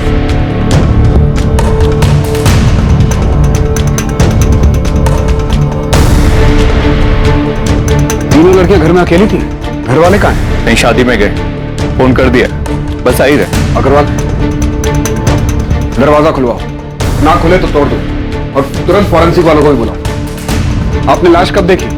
साहब हमने नहीं देखी, वो तो हमारे दूध वाली शाम ने कई बार आवाजें दी, लेकिन अंदर से किसी ने जवाब नहीं दिया। तब उसने खिड़की से सब कुछ देखा और शोर मचाना शुरू किया, तब हमें पता चला। घर में कौन कौन रहता है? यहाँ 3 भाई रहते, बड़ा भाई ज्ञान चौहान, उसकी एक बेटी है किरण, जिसकी शादी हो चुकी है। दूसरा भाई कुंदन, उसकी पत्नी है सुनीता, एक बेटा है प्रकाश और एक बेटी है सुमन। यांजी का सबसे छोटा भाई सुमित और पत्नी गंगा, जिसकी 2 बेटियां रहती, काजल और पायल। साहब इनके साथ बहुत बुरा, इन बच्चों को कोई कैसे मार सकता है? सर,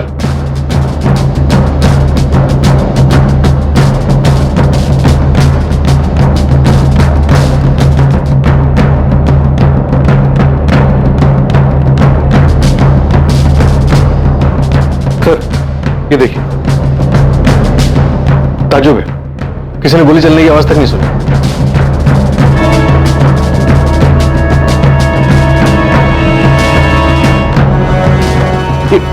ये तो जिंदा है। एम्बुलेंस कहाँ है? कॉल कर दिया सर, रास्ते में आती हो। ये सब तुम्हारी बेवकूफी की वजह से हुआ। कहा था जोश में होश मत खोना। अरे तो क्या करता बाबूजी, हाथ में हाथ रख के बैठा रहता। अरे वो हमारे सामने हमारे बाप दादा का नाम इज्जत सब मिट्टी में मिला रहे थे। अब कुछ तो करना ही था ना। बस कुछ करने के चक्कर में अपना घर, अपना गांव, ये सब छोड़ करके छुपके भागना पड़ रहा है। मुझे तुम्हारी बातों में आना ही नहीं चाहिए था। तो शायद ये लड़की हमें कातिलों तक पहुंचा सके। बस ये मनाओ कि बच जाए। समझ में नहीं आ रहा तीनों लड़कियों को मारने की क्या वजह हो सकती। काजल और पायल, वो दोनों काजल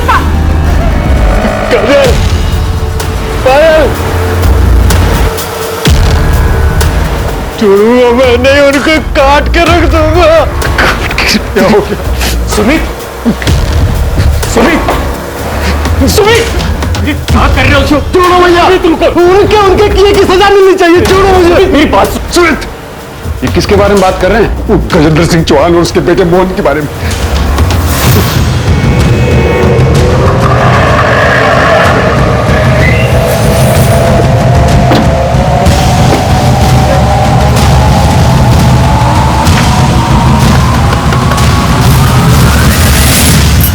क्या हुआ साहब? गजेंद्र चौहान और मोहन कहाँ हैं दोनों? वो तो ठेकेदारी के काम से लखनऊ गए हैं। वहाँ का पता? वो तो मुझे नहीं पता, लेकिन साहब मैं सच कह रही हूँ, उन दोनों ने कुछ नहीं किया है। अगर ये सच है तो ठीक है, वरना मर्डर की प्लानिंग करने में और अपराधी को बचाने के आरोप में तुम भी जेल जाओ।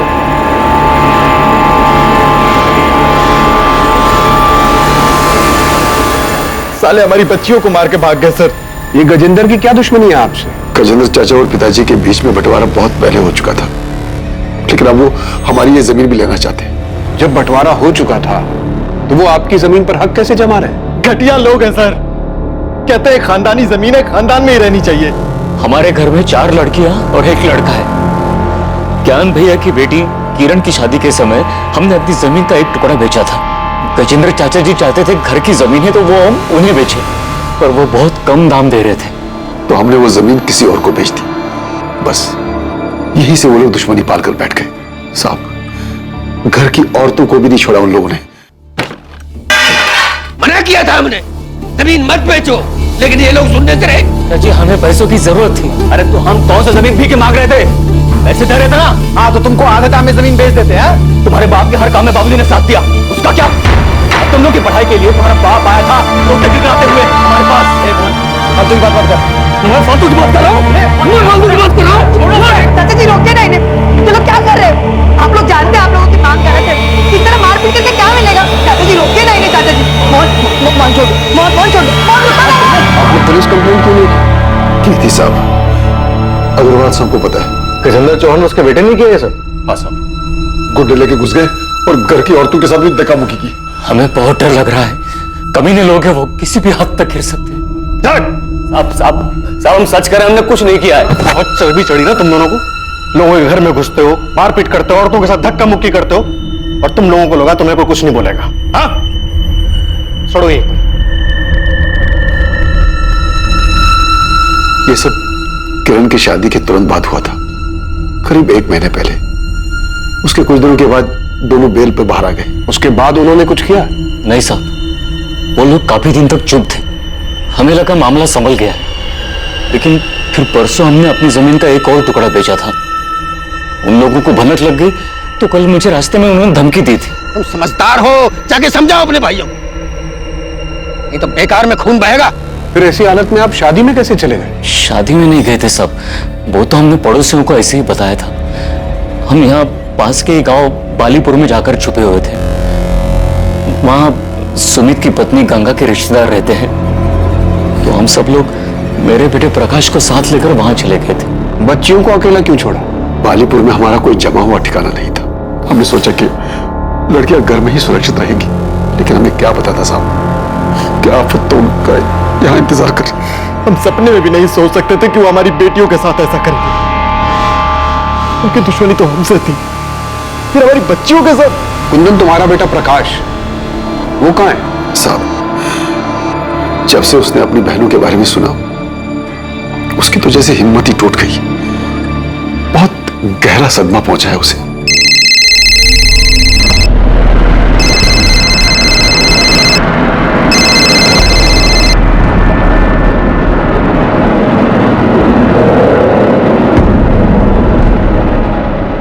अरे प्रकाश, खाना तो खाकर जा बेटा। अरे नहीं माँ, मैं बाहर खा लूंगा। अरे थोड़ा तो खा। ये लड़का भी ना, हटो पायल। चल सुमन, ले तू खा ले। अच्छा, बेटे ने मना कर दिया तो हमें खिला रही हो? क्यों, तुम लोगों को कभी खिलाती नहीं क्या? मैं ऐसे बोल रही हो? वैसे माँ, जो भी कहो, तुम्हें ना सबसे ज्यादा प्यार प्रकाश से है। वो तो है। देखो, तुम लोग किरण की तरह शादी करके ससुराल चले जाओगे तो बुढ़ापे में मुझे मेरा बेटा ही काम आएगा ना। जितना बेटा बेटा करना है कर लो, लेकिन बुढ़ापे में ना बेटे ही साथ देती है ना? चाची, क्या हो गया चाची? देखना मेरी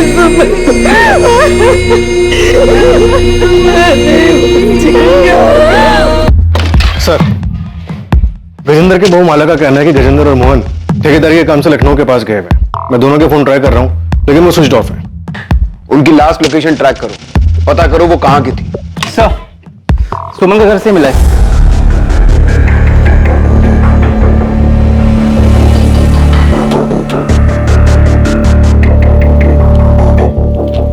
स्टेट सिविल सर्विसेज का लेटर है, सुमन का सिलेक्शन हो गया। इंटरव्यू की डेट भेजिए। बहुत मेहनत की होगी उसने अपनी जिंदगी में आगे बढ़ने के लिए। ये लोग सो रहे थे जब खिड़की से किसी ने गोली मारी, लेकिन इनकी डेड बॉडीज बेड पर ऐसे पड़ी थी मानो गोली लगने के बाद हिली तक नहीं। सर, वैसे इस परिवार के बारे में एक और बात पता चली है। गजेंद्र चौहान और उनके झगड़े के बारे में तो पूरे गांव को पता है साहब। कोई और भी है जिसकी उनके साथ कोई दुश्मनी थी? दुश्मनी का तो पता नहीं साहब, पर एक बात हुई थी। उनकी बड़ी बेटी है ना किरण, उसकी सास उमा और चाचा ससुर केशव, वो दोनों बहुत नाराज थे उन लोगों से। किस बात पर वो तो नहीं पता, पर गांव वालों को मैंने बात करते हुए सुना था। लेकिन सुमन के परिवार वालों ने तो ऐसी किसी अनबन का जिक्र नहीं किया। सर, वो उनकी बेटी किरण के ससुराल वाले, उन्हें लगा होगा अगर पुलिस के सामने ऐसी कोई बात बताएंगे तो किरण के ससुराल वाले बुरा मान सकते और किरण किसी मुसीबत में पड़ सकती। हाँ, लेकिन उनके घर की 3 बेटियां एक ही रात में बेरहमी से मारी गई। ऐसे में उन्हें हमें हर छोटी से छोटी बात, हर शक के बारे में बताना चाहिए था।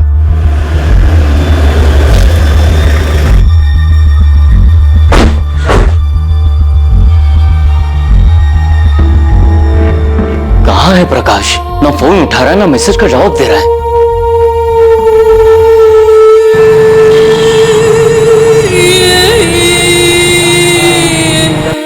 आप लोगों ने बताया नहीं कि आपकी बेटी सुमन ने यूपी स्टेट सिविल सर्विस का एग्जाम पास किया? कैसी बातें कर रहे हैं साहब, हमें तो इस बारे में कुछ भी नहीं बताया। कुंदन, सुविधा, किरण, क्या तुम लोगों को कुछ पता है? नहीं भैया, हमें तो कुछ नहीं पता है। आपकी बेटी स्टेट लेवल का एग्जाम पास करती है, उसे इंटरव्यू के लिए लेटर आता है और वो आप लोगों से कुछ नहीं बताती। क्या घर में उसकी पढ़ाई या फिर उसे काम करने को लेकर कोई मनाही थी? हम तो सुमन को हमेशा प्रोत्साहित करते थे और हमने अपने घर की बेटियों को कभी पढ़ने से नहीं रोका है। माँ, एक अच्छी खबर है। सुमन ने मुझे बताया था, उसने कहा था अगर वो एग्जाम पास हो जाएगी तो घर में सबको बता देगी। और जिस दिन हम घर से भाग रहे थे, शायद उसी दिन सुमन इस चिट्ठी के बारे में मुझे कुछ बताने आई थी, लेकिन फिर सुमन के पापा आ गए और इस बीच में सुमन का ये सब सही रह गया। ये लोग साहब, ये ज्ञान भैया की बेटी किरण है, उनके पति पंकज और ये पंकज की माँ उमा जी। हमने सुना है कि किरण के ससुराल में और आप लोगों के बीच कुछ अनबन थी। नहीं, ऐसा कुछ भी नहीं था। ऐसा कुछ नहीं हुआ था साहब। झूठ मत बोली, पूरे गांव में ये बात फैली हुई है कि आप दोनों परिवारों में कुछ तो हुआ था। शादी में छोटी मोटी कहासुनी हो गई होगी, जिसे गांव वाले बड़ा चढ़ाकर बोल रहे हैं। ऐसा कुछ भी नहीं हुआ था, हमारे यहाँ बिल्कुल सब कुछ ठीक था। तुझे पता है ये किसने किया था? नहीं, मुझे तो नहीं पता। तू कल रात को उसके घर जाने वाला था। देख, ऐसा कुछ नहीं हुआ, ना ही मैं वहां गया था और ना ही जाने वाला था। साले कमीने, मैं तुझे छोड़ूंगा नहीं। तेरी हिम्मत कैसे? तुझे जो चाहिए था वो तुझे नहीं मिला तो तूने मुझे मार दिया। अब तो तूने मैं नहीं छोड़ूंगा। प्रकाश, क्या कर रहा है? मैं नहीं तू मारो ना उनको, छोड़ दे। हटो यहाँ से। प्रकाश, छोड़। Hello, police station. पड़ोसी तो बेकार की बातें बनाते ही रहते हैं साहब।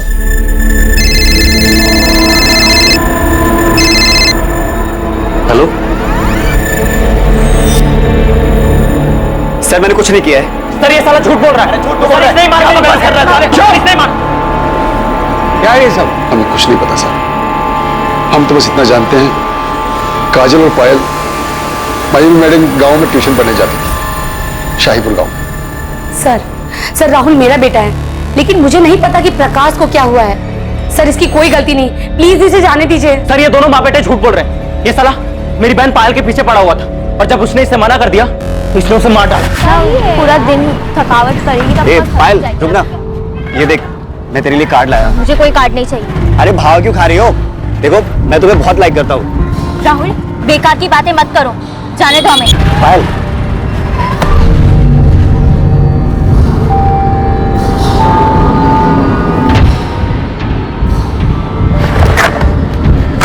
प्रकाश, ये पहली और आखिरी बार थी, इसलिए तुझे छोड़ रहा हूं। आज के बाद अगर पायल के आसपास भी दिखाई दिया ना, जान से मारता हूं तुझे। सर ये झूठ बोल रहा है, मैंने कुछ नहीं किया है। साले झूठे, झूठ बोल रहा तू। तुम ऐसे नहीं सुधरोगे, लेके जाओ लॉकअप में। अरे जा।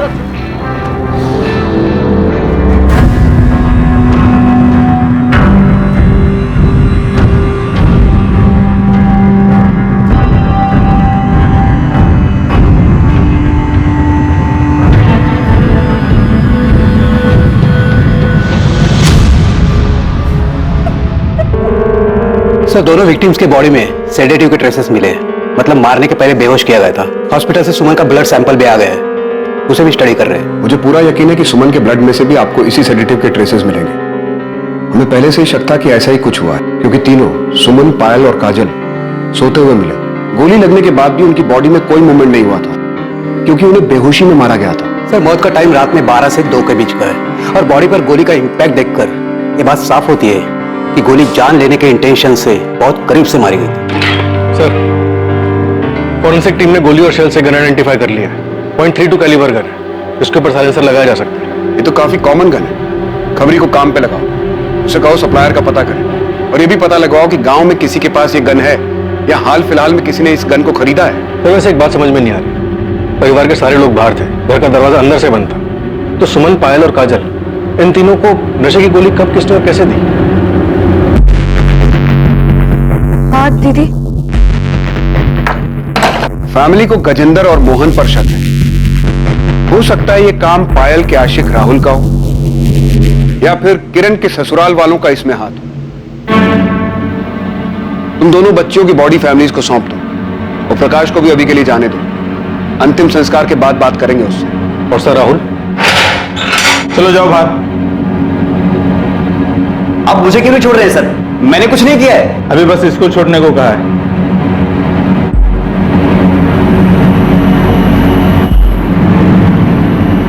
सुमन कहीं जाने की जरूरत नहीं। क्यों? मैं क्लासेस जा रही हूँ। कहा ना कहीं नहीं जाना। प्रकाश, ये अचानक क्या हो गया तुझे? बस माँ बहुत पढ़ लिया इन लोगों ने, अब घर की बेटियां घर में ही रहेंगी। क्या बोल रहा है तू? क्या हो गया? बाहर लड़के छेड़ते ही नहीं। आप लोग क्या चाहते हैं, हमारी और बेइज्जती हो? बेइज्जती इनकी वजह से नहीं, तेरी वजह से हो रही है। खुद पढ़ाई लिखाई छोड़कर बैठ गया है, और जो पढ़ रहे हैं उनके पीछे पड़ा हुआ है। इन्हें कोई कुछ बोलेगा तो मैं देख लूंगा। आपकी बेटियों को छेड़ते हैं बाहर लड़के। प्रकाश, तू अपने काम से काम रख। घर के मामले में बोलने के लिए घर के बड़े जिंदा है अभी, समझा तू? सुमन तुम जाओ पढ़ने, तुम्हें कोई नहीं रोकेगा।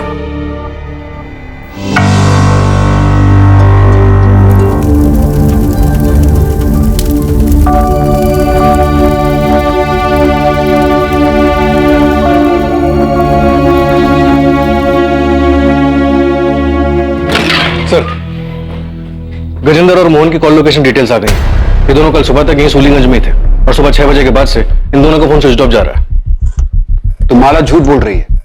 माला का फोन सर्वेलेंस पे डालो, किसी दूसरे नंबर से वो माला से बात करने की कोशिश जरूर करेंगे। सर क्या मैं अंदर आ सकती हूँ? सर अस्पताल में मैं सबके सामने कुछ बोल नहीं पाई, लेकिन सर आपको जो कुछ भी पता चला है वो सब सच है। किरण जो बोलना है साफ साफ बोलो। सर असल में मेरे ससुराल वाले, खासतौर से मेरे चाचा ससुर केशव चौहान, वो मेरे मायके वालों से काफी गुस्सा थे। उनके बीच में काफी बड़ा झगड़ा हुआ था। किस बारे में? सर अभी 1 महीने पहले ही मेरी शादी हुई है, और शादी के समय दहेज के पैसों को लेकर कुछ अनबन हो गई थी।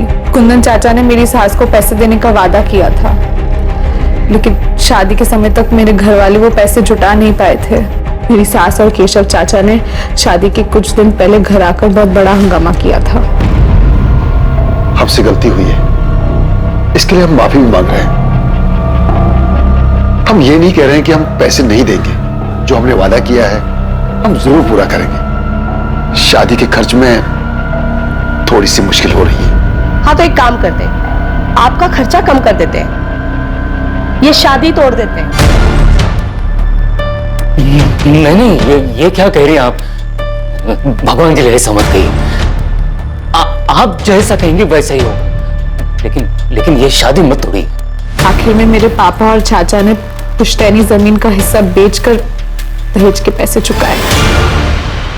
धीरे धीरे सच सामने आ रहा था, लेकिन अब भी असली अपराधी को पकड़ना मुश्किल साबित हो रहा था। कौन था असली कातिल और क्या था इन हत्याओं के पीछे का सच? मैंने कुंदन को कहा था कि उन्हें मना कर दे। हाँ, मैं वहां गया भी था, लेकिन मुझसे ना नहीं बोला गया। मुझे भी लगा वो लोग जो कह रहे थे वो सही कह रहे थे। हमारा पंकज जैसा लड़का सबको नहीं मिलता। बड़ी फैक्ट्री में मैनेजर है भाई। शादी के लिए तो लड़कियों की लाइन लगी हुई थी, पर उसको तो किरण ही पसंद आई। अब किरण की शादी हो जाएगी, एक बोझ कम हो जाएगा, फिर शादी के लिए रह जाएंगी 3 लड़कियां। भाई साहब, आपकी किरण तो मानो बहुत ही भाग्यशाली है, और बेटी की खुशी के लिए 15 लाख कौन सी बड़ी रकम है। मैं जानता था अगर हमने पैसे नहीं दिए तो वो लोग रिश्ता तोड़ देंगे। अरे तोड़ देते तो तोड़ देते, क्या किरण को अच्छा लड़का नहीं मिलता? तुम्हें मेरी बात मान लेनी चाहिए थी। मानना तो मैं भी चाहता था भैया, किरण को अच्छा लड़का मिल भी जाता, लेकिन पंकज जितना अच्छा लड़का तो नहीं मिलता ना भैया। मैं तो चाहता था कि एक बार किरण का घर बस जाए। सोचा था पैसों का इंतजाम कर लूंगा। हमने उनकी बात मानकर शादी में इतना खर्च किया, सोचा कि वो लोग 15 लाख तो दे ही रहे हैं, पर आज देता हूं कल देता हूं करते करते शादी की तारीख आ गई। मैंने सोचा था उधार लेकर शादी निपटा दूंगा और फिर धीरे धीरे उधार चुकता होता रहेगा, लेकिन पैसों का इंतजाम नहीं हो पाया। और सर, तब ज्ञान भैया ने एक फैसला लिया और हमारी खानदानी जमीन का एक टुकड़ा बेचा और दहेज के पैसे चुकाए। उन लोगों का तो दिमाग खराब हो गया साहब। ये सारा किया धरा उनके रिश्तेदार का है। किसने किया ये तो हम पता लगा लेंगे, लेकिन जो दहेज का कीड़ा आप लोगों ने समाज में फैलाया है, अगर ये बात साबित हो गई तो इसके लिए सजा जरूर मिलेगी आप लोगों को।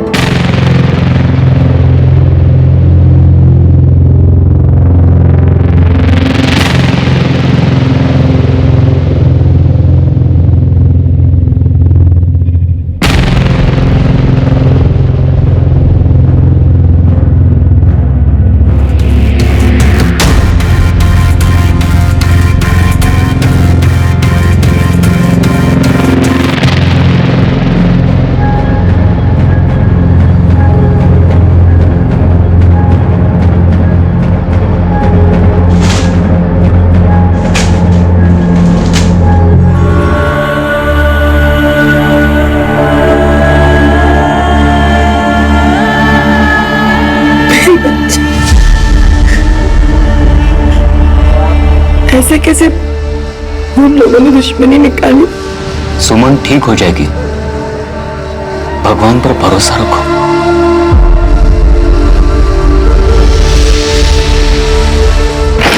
सर, वीरेंद्र और मोहन के फोन अभी भी बंद आ रहे हैं, लेकिन माला के पिछले 72 घंटों के कॉल लॉग्स में 2 अलग अलग लैंडलाइन नंबर से कॉल्स आए, जिसपे एक नंबर पे 7 मिनट और एक नंबर पे 10 मिनट बात भी हुई है। ये माला तो कुछ बोलेगी नहीं और हम उसे अरेस्ट भी नहीं कर सकते। एक काम करो, कांस्टेबल से बोलो कि उस पर नजर रखे और एक गजेंद्र और मोहन के बारे में पता करो कि इनका कोई साथी या रिश्तेदार रहता है क्या कानपुर या उन्नाव में। शायद ये लोग वहां छुपे हो। Okay sir. गन सप्लायर से कोई लीड मिली? पता चला कि गन किसने बेची थी यहाँ सूलीगंज में? अभी तक तो नहीं, लेकिन हम पता कर रहे हैं सर। ये केशव, उमा और पंकज तीनों के कॉल डिटेल्स निकलवाओ, और राहुल के भी, शायद कोई लीड मिल जाए। और राहुल का दोस्त कपिल, उससे कोई बात हुई?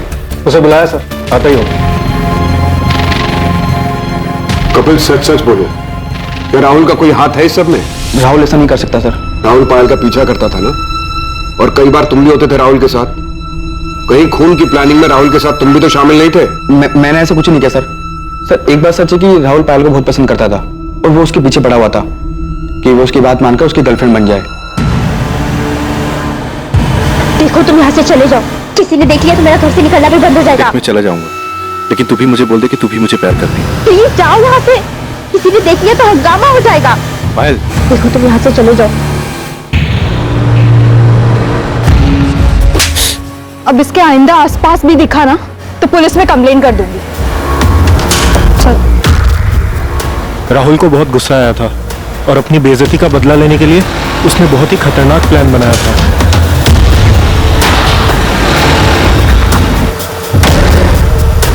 अभी ना सिर्फ पानी फेंका है, अगली बार सच में से फेंकूंगा। प्यार करता हूं तुझसे, समझ नहीं आता तुझे? दिमाग खराब हो गया तुम लोगों का? सिर्फ इसलिए कि एक लड़की ने मना कर दिया तुम एसिड फेंकने चले गए? सर वो पानी तो था सर। पानी तो था, लेकिन एक लड़की को डराने के लिए काफी था कि अगर वो उसकी बात नहीं मानेगी तो उसके ऊपर एसिड भी फेंका जा सकता है। कभी सोचा क्या गुजरती होगी उन लड़कियों पर? बस चल पड़े दोस्ती निभाने के लिए, ये नहीं सोचा कि किस ट्रॉमा से गुजरेगी वो लड़की। और क्या हुआ था? बस सर और कुछ ही नहीं सर। कपिल, मैं तुम्हें पायल को हैरेस करने के जुर्म में लॉकअप में डाल सकता हूँ, तो सच सच बोल दो। सर वो उस रात राहुल पायल के घर जाने वाला था सर। तो सच में पायल के घर जा रहा है? हाँ, मैंने सुना है कि प्रकाश उस टैक्सी वालों को बोल रहा था कि आज पूरा परिवार शादी में जा रहा है। आज सही मौका है। लेकिन उसने तो तुझे ना कहा था। तो जब मुझे वहां देखेगी ना कि उसके 100 बार मना करने के बाद भी मैं उससे मिलने आया, तो वो समझ जाएगी कि मैं उससे सच्चा प्यार करता हूँ। लेकिन उसने फिर से मना किया तो मैं उसे समझा दूंगा कि प्यार जब जुनून बन जाए तो क्या होता है, उसे हाँ करना ही होगा।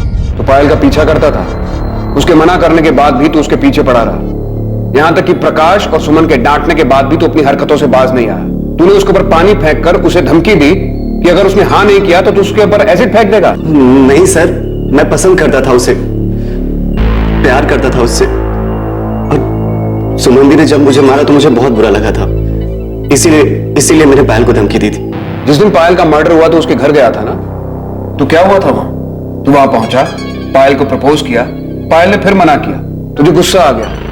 इतनी बेइज्जती और इनकार के बाद तूने पहले तीनों बहनों के खाने में नशे की दवा मिलाई और फिर आधी रात को वापस आकर उन्हें मार दिया। ऐसा कुछ नहीं हुआ था, मैं तो वहां गया भी नहीं था। राहुल झूठ मत बोल। सर मैं सच कह रहा हूं, मैंने वहां जाने का सोचा था, लेकिन पापा घर में थे इसलिए मैं घर से बाहर निकल नहीं पाया। सर आप चाहे तो मेरे घर वालों से पूछ सकते हैं। सर मैंने राहुल के पेरेंट्स से बात की, उनका कहना है कि राहुल उस रात घर पे था।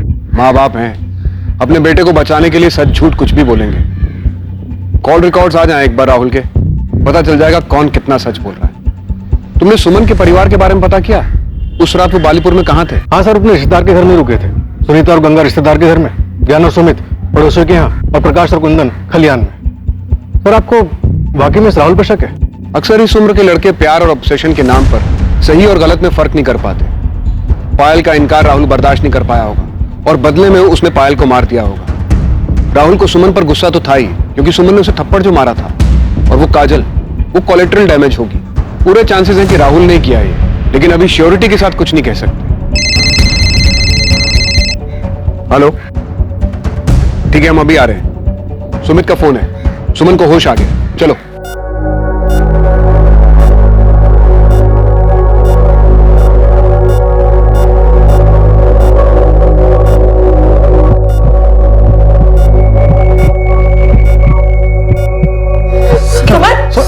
डॉक्टर, डॉक्टर क्या हुआ?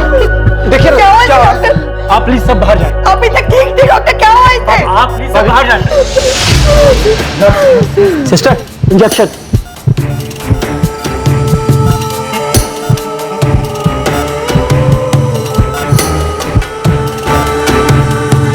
क्या हुआ?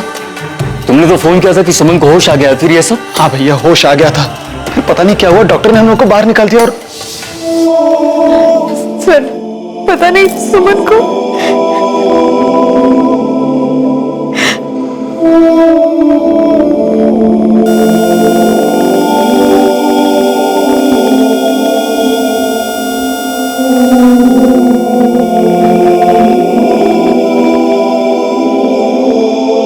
सुमन बहुत ही समझदार और दृढ़ निश्चयी लड़की थी। उसने अपनी निष्ठा और मेहनत से अपने सपनों को साकार करने का रास्ता भी खुद ही बना लिया था। लेकिन इससे पहले कि वो आगे बढ़ पाती, एक बुरे इंसान के भयानक इरादों ने उसके सपने, उसकी जिंदगी उससे छीन ली जिसकी वो हकदार थी। सुमन की मौत के साथ उसके परिवार की आखिरी उम्मीद भी बुझ चुकी थी, लेकिन पुलिस ने अब तक हार नहीं मानी थी। वो पूरी मेहनत के साथ हर एंगल्स को टटोल रही थी ताकि असली कातिल तक पहुंच सके।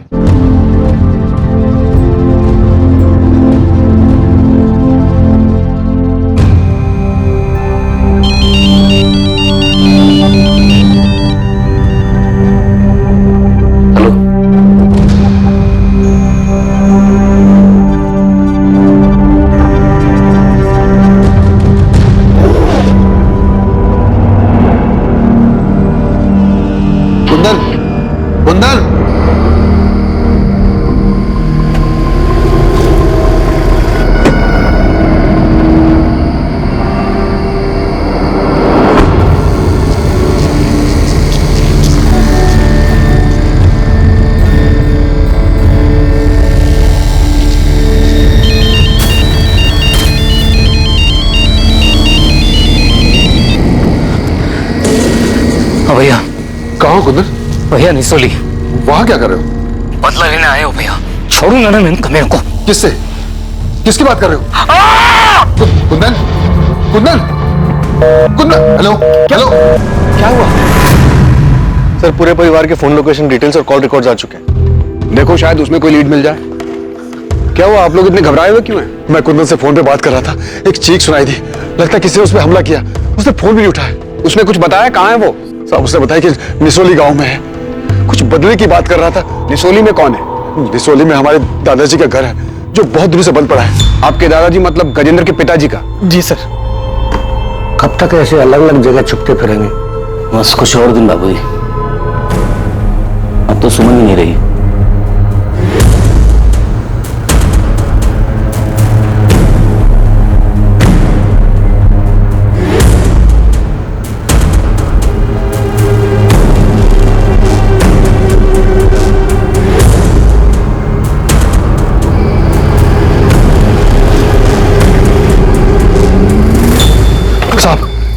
ये घर है साहब। आओ।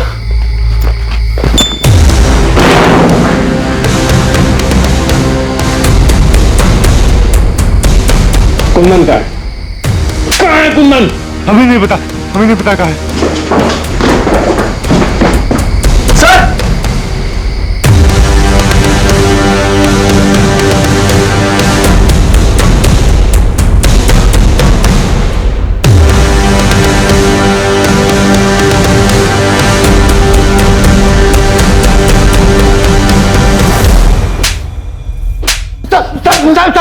अरे हमने कुछ नहीं किया साहब, कुछ नहीं किया। कुछ नहीं किया तो छुपे हुए क्यों थे? डर गए थे, हमको लगा कि वो सारा इल्जाम वो लोग हम पर डाल देंगे, तो इसलिए साहब हमारा यकीन कीजिए हमने कुछ नहीं किया। हमको तो ये भी नहीं मालूम था कि वो अंदर अंदर पड़ा हुआ है। तुम लोग किसी भी हद तक जा सकते हो। तुम लोगों ने कुंदन और उसके परिवार को धमकी दी थी ना, उनके परिवार की औरतों के साथ मारपीट की और आखिर में बच्चियों को मार के अपना बदला पूरा किया। जमीन के लिए किया ना ये सब? हम मानते हैं कि हमने धमकी दी थी। सुनीता और गंगा के साथ हाथापाई भी हुई थी, लेकिन हमने कत्ल वाले दिन नहीं, उसे 4 दिन पहले धमकी दी थी। तब हमने बच्चियों को नहीं मारा है। अगर मारना होता तो हम उस प्रकाश को मारते, बच्चियों को नहीं। अब चाहे तो जांच कर सकते। उस रात हम उस घर के आसपास भी नहीं गए थे साहब। सर अब से एक बात करिए, ये बाप बेटा तो एक ही रट लगाए हुए कि इन्होंने नहीं मारा। मुझे भी लगता है कि दोनों सच बोल रहे हैं। तुम बताओ क्या बात करनी थी? सर ये देखिए,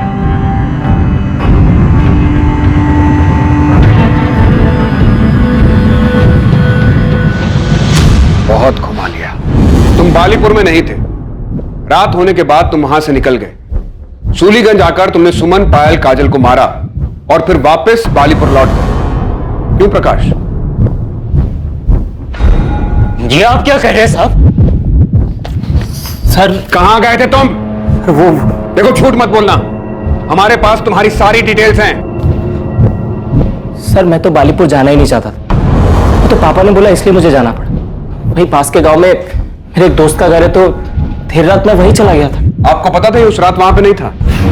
ये तो आपके पास ही सोया था ना? मेरा बेटा ऐसा नहीं कर सकता। तो फिर कौन कर सकता है कुंदन? तुमने गजेंद्र और मोहन का नाम दिया, हमने उन्हें तोड़ा, लेकिन कुछ हाथ नहीं लगा। उसके बाद राहुल का नाम सामने आया, वहां से भी हम खाली हाथ लौटे। उसके बाद तुम्हें कॉल आता है यह खबर देने के लिए कि गजेंद्र और मोहन कहां छिपे हैं, और तुम क्या करते हो? यह बात तुम अपने भाई ज्ञान को नहीं बताते, पुलिस के पास नहीं आते, सीधा वहां जाकर अगवा हो जाते हो। हम जानते हैं तुम्हारे बेटे प्रकाश ने कुछ नहीं किया, वो उस रात सूलीगंज नहीं आया था, वो वहीं बालीपुर के पास के गांव में गया था, लेकिन उस रात तुम यहां आए थे। ये रही तुम्हारी फोन की लोकेशन डिटेल्स।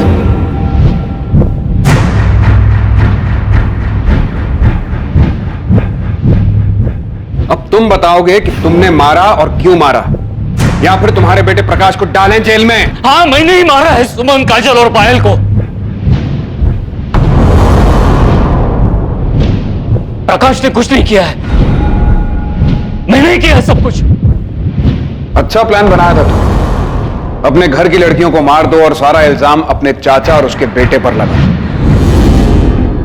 20 अक्टूबर की रात को तो बालीपुर गया तो था, लेकिन 11 बजे के करीब जब तेरा बेटा प्रकाश अपने दोस्त से मिलने पास वाले गांव में गया, उसके जाने के आधे घंटे बाद तू वहां से उठकर करीब 12:30 बजे सूलीगंज आ गया, और यहां आकर तूने सुमन, पायल और काजल को गोली मार दी। उसके बाद रात 3 बजे तू वापस बालीपुर पहुंच गया, वहां जाकर सो गया। अपनी बेटी और भतीजियों को मारने के बाद तुझे नींद कैसे आ गई थी? तो मैं क्या करता? किरण की शादी में इतनी सारी जमीन बेचनी पड़ी थी, बाकी 3 लड़कियों की शादी में तो सब कुछ बेचा था। और फिर मेरे बेटे प्रकाश का क्या होता? उसके लिए क्या बचता? मैं समझ गया था ये लोग बेटियों के लिए कुछ ज्यादा ही भावुक हैं, उनकी शादी में तो ये कोई कसर नहीं छोड़ते, सब कुछ खत्म हो जाता। इसलिए मैंने तीनों को मार दिया। तो बेटे को जायदाद मिले इसलिए बेटियों को मार दिया? मेरा बेटा ही घर का नाम आगे ले जाने वाला है, एक बाप होने के नाते मैंने ऐसा किया। मैंने ही सबको कहा कि कहीं दूर जाकर छुप जाते हैं, और जाने से पहले मैंने ही सुमन, काजल और पायल के खाने में नशे की दवा मिला दी थी। प्रकाश गया तो मैं भी निकल गया और सूलीगंज आ गया।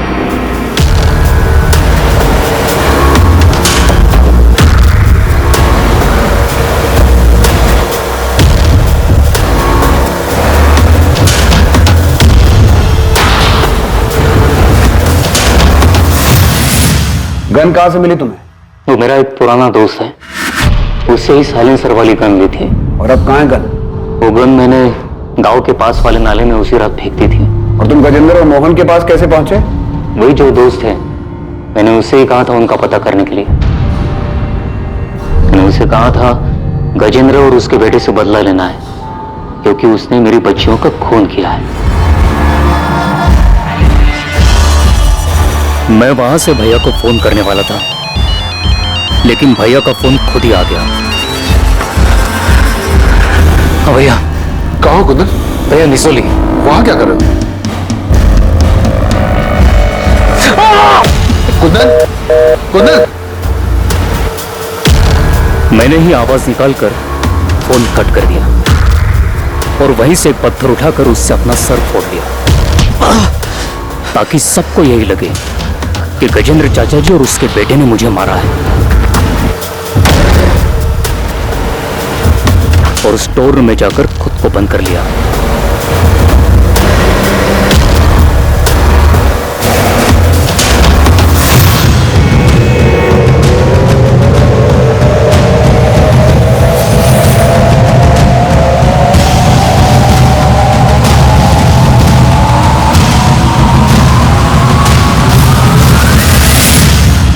सुमन को इतनी बड़ी जॉब मिली थी, वो सिर्फ तुम्हारा ही नहीं, तुम्हारे पूरे परिवार का नसीब बदलने वाली थी, और बदले में उसके अपने पिता ने उसकी जान ले ली। बहुत अच्छा इनाम दिया उसे।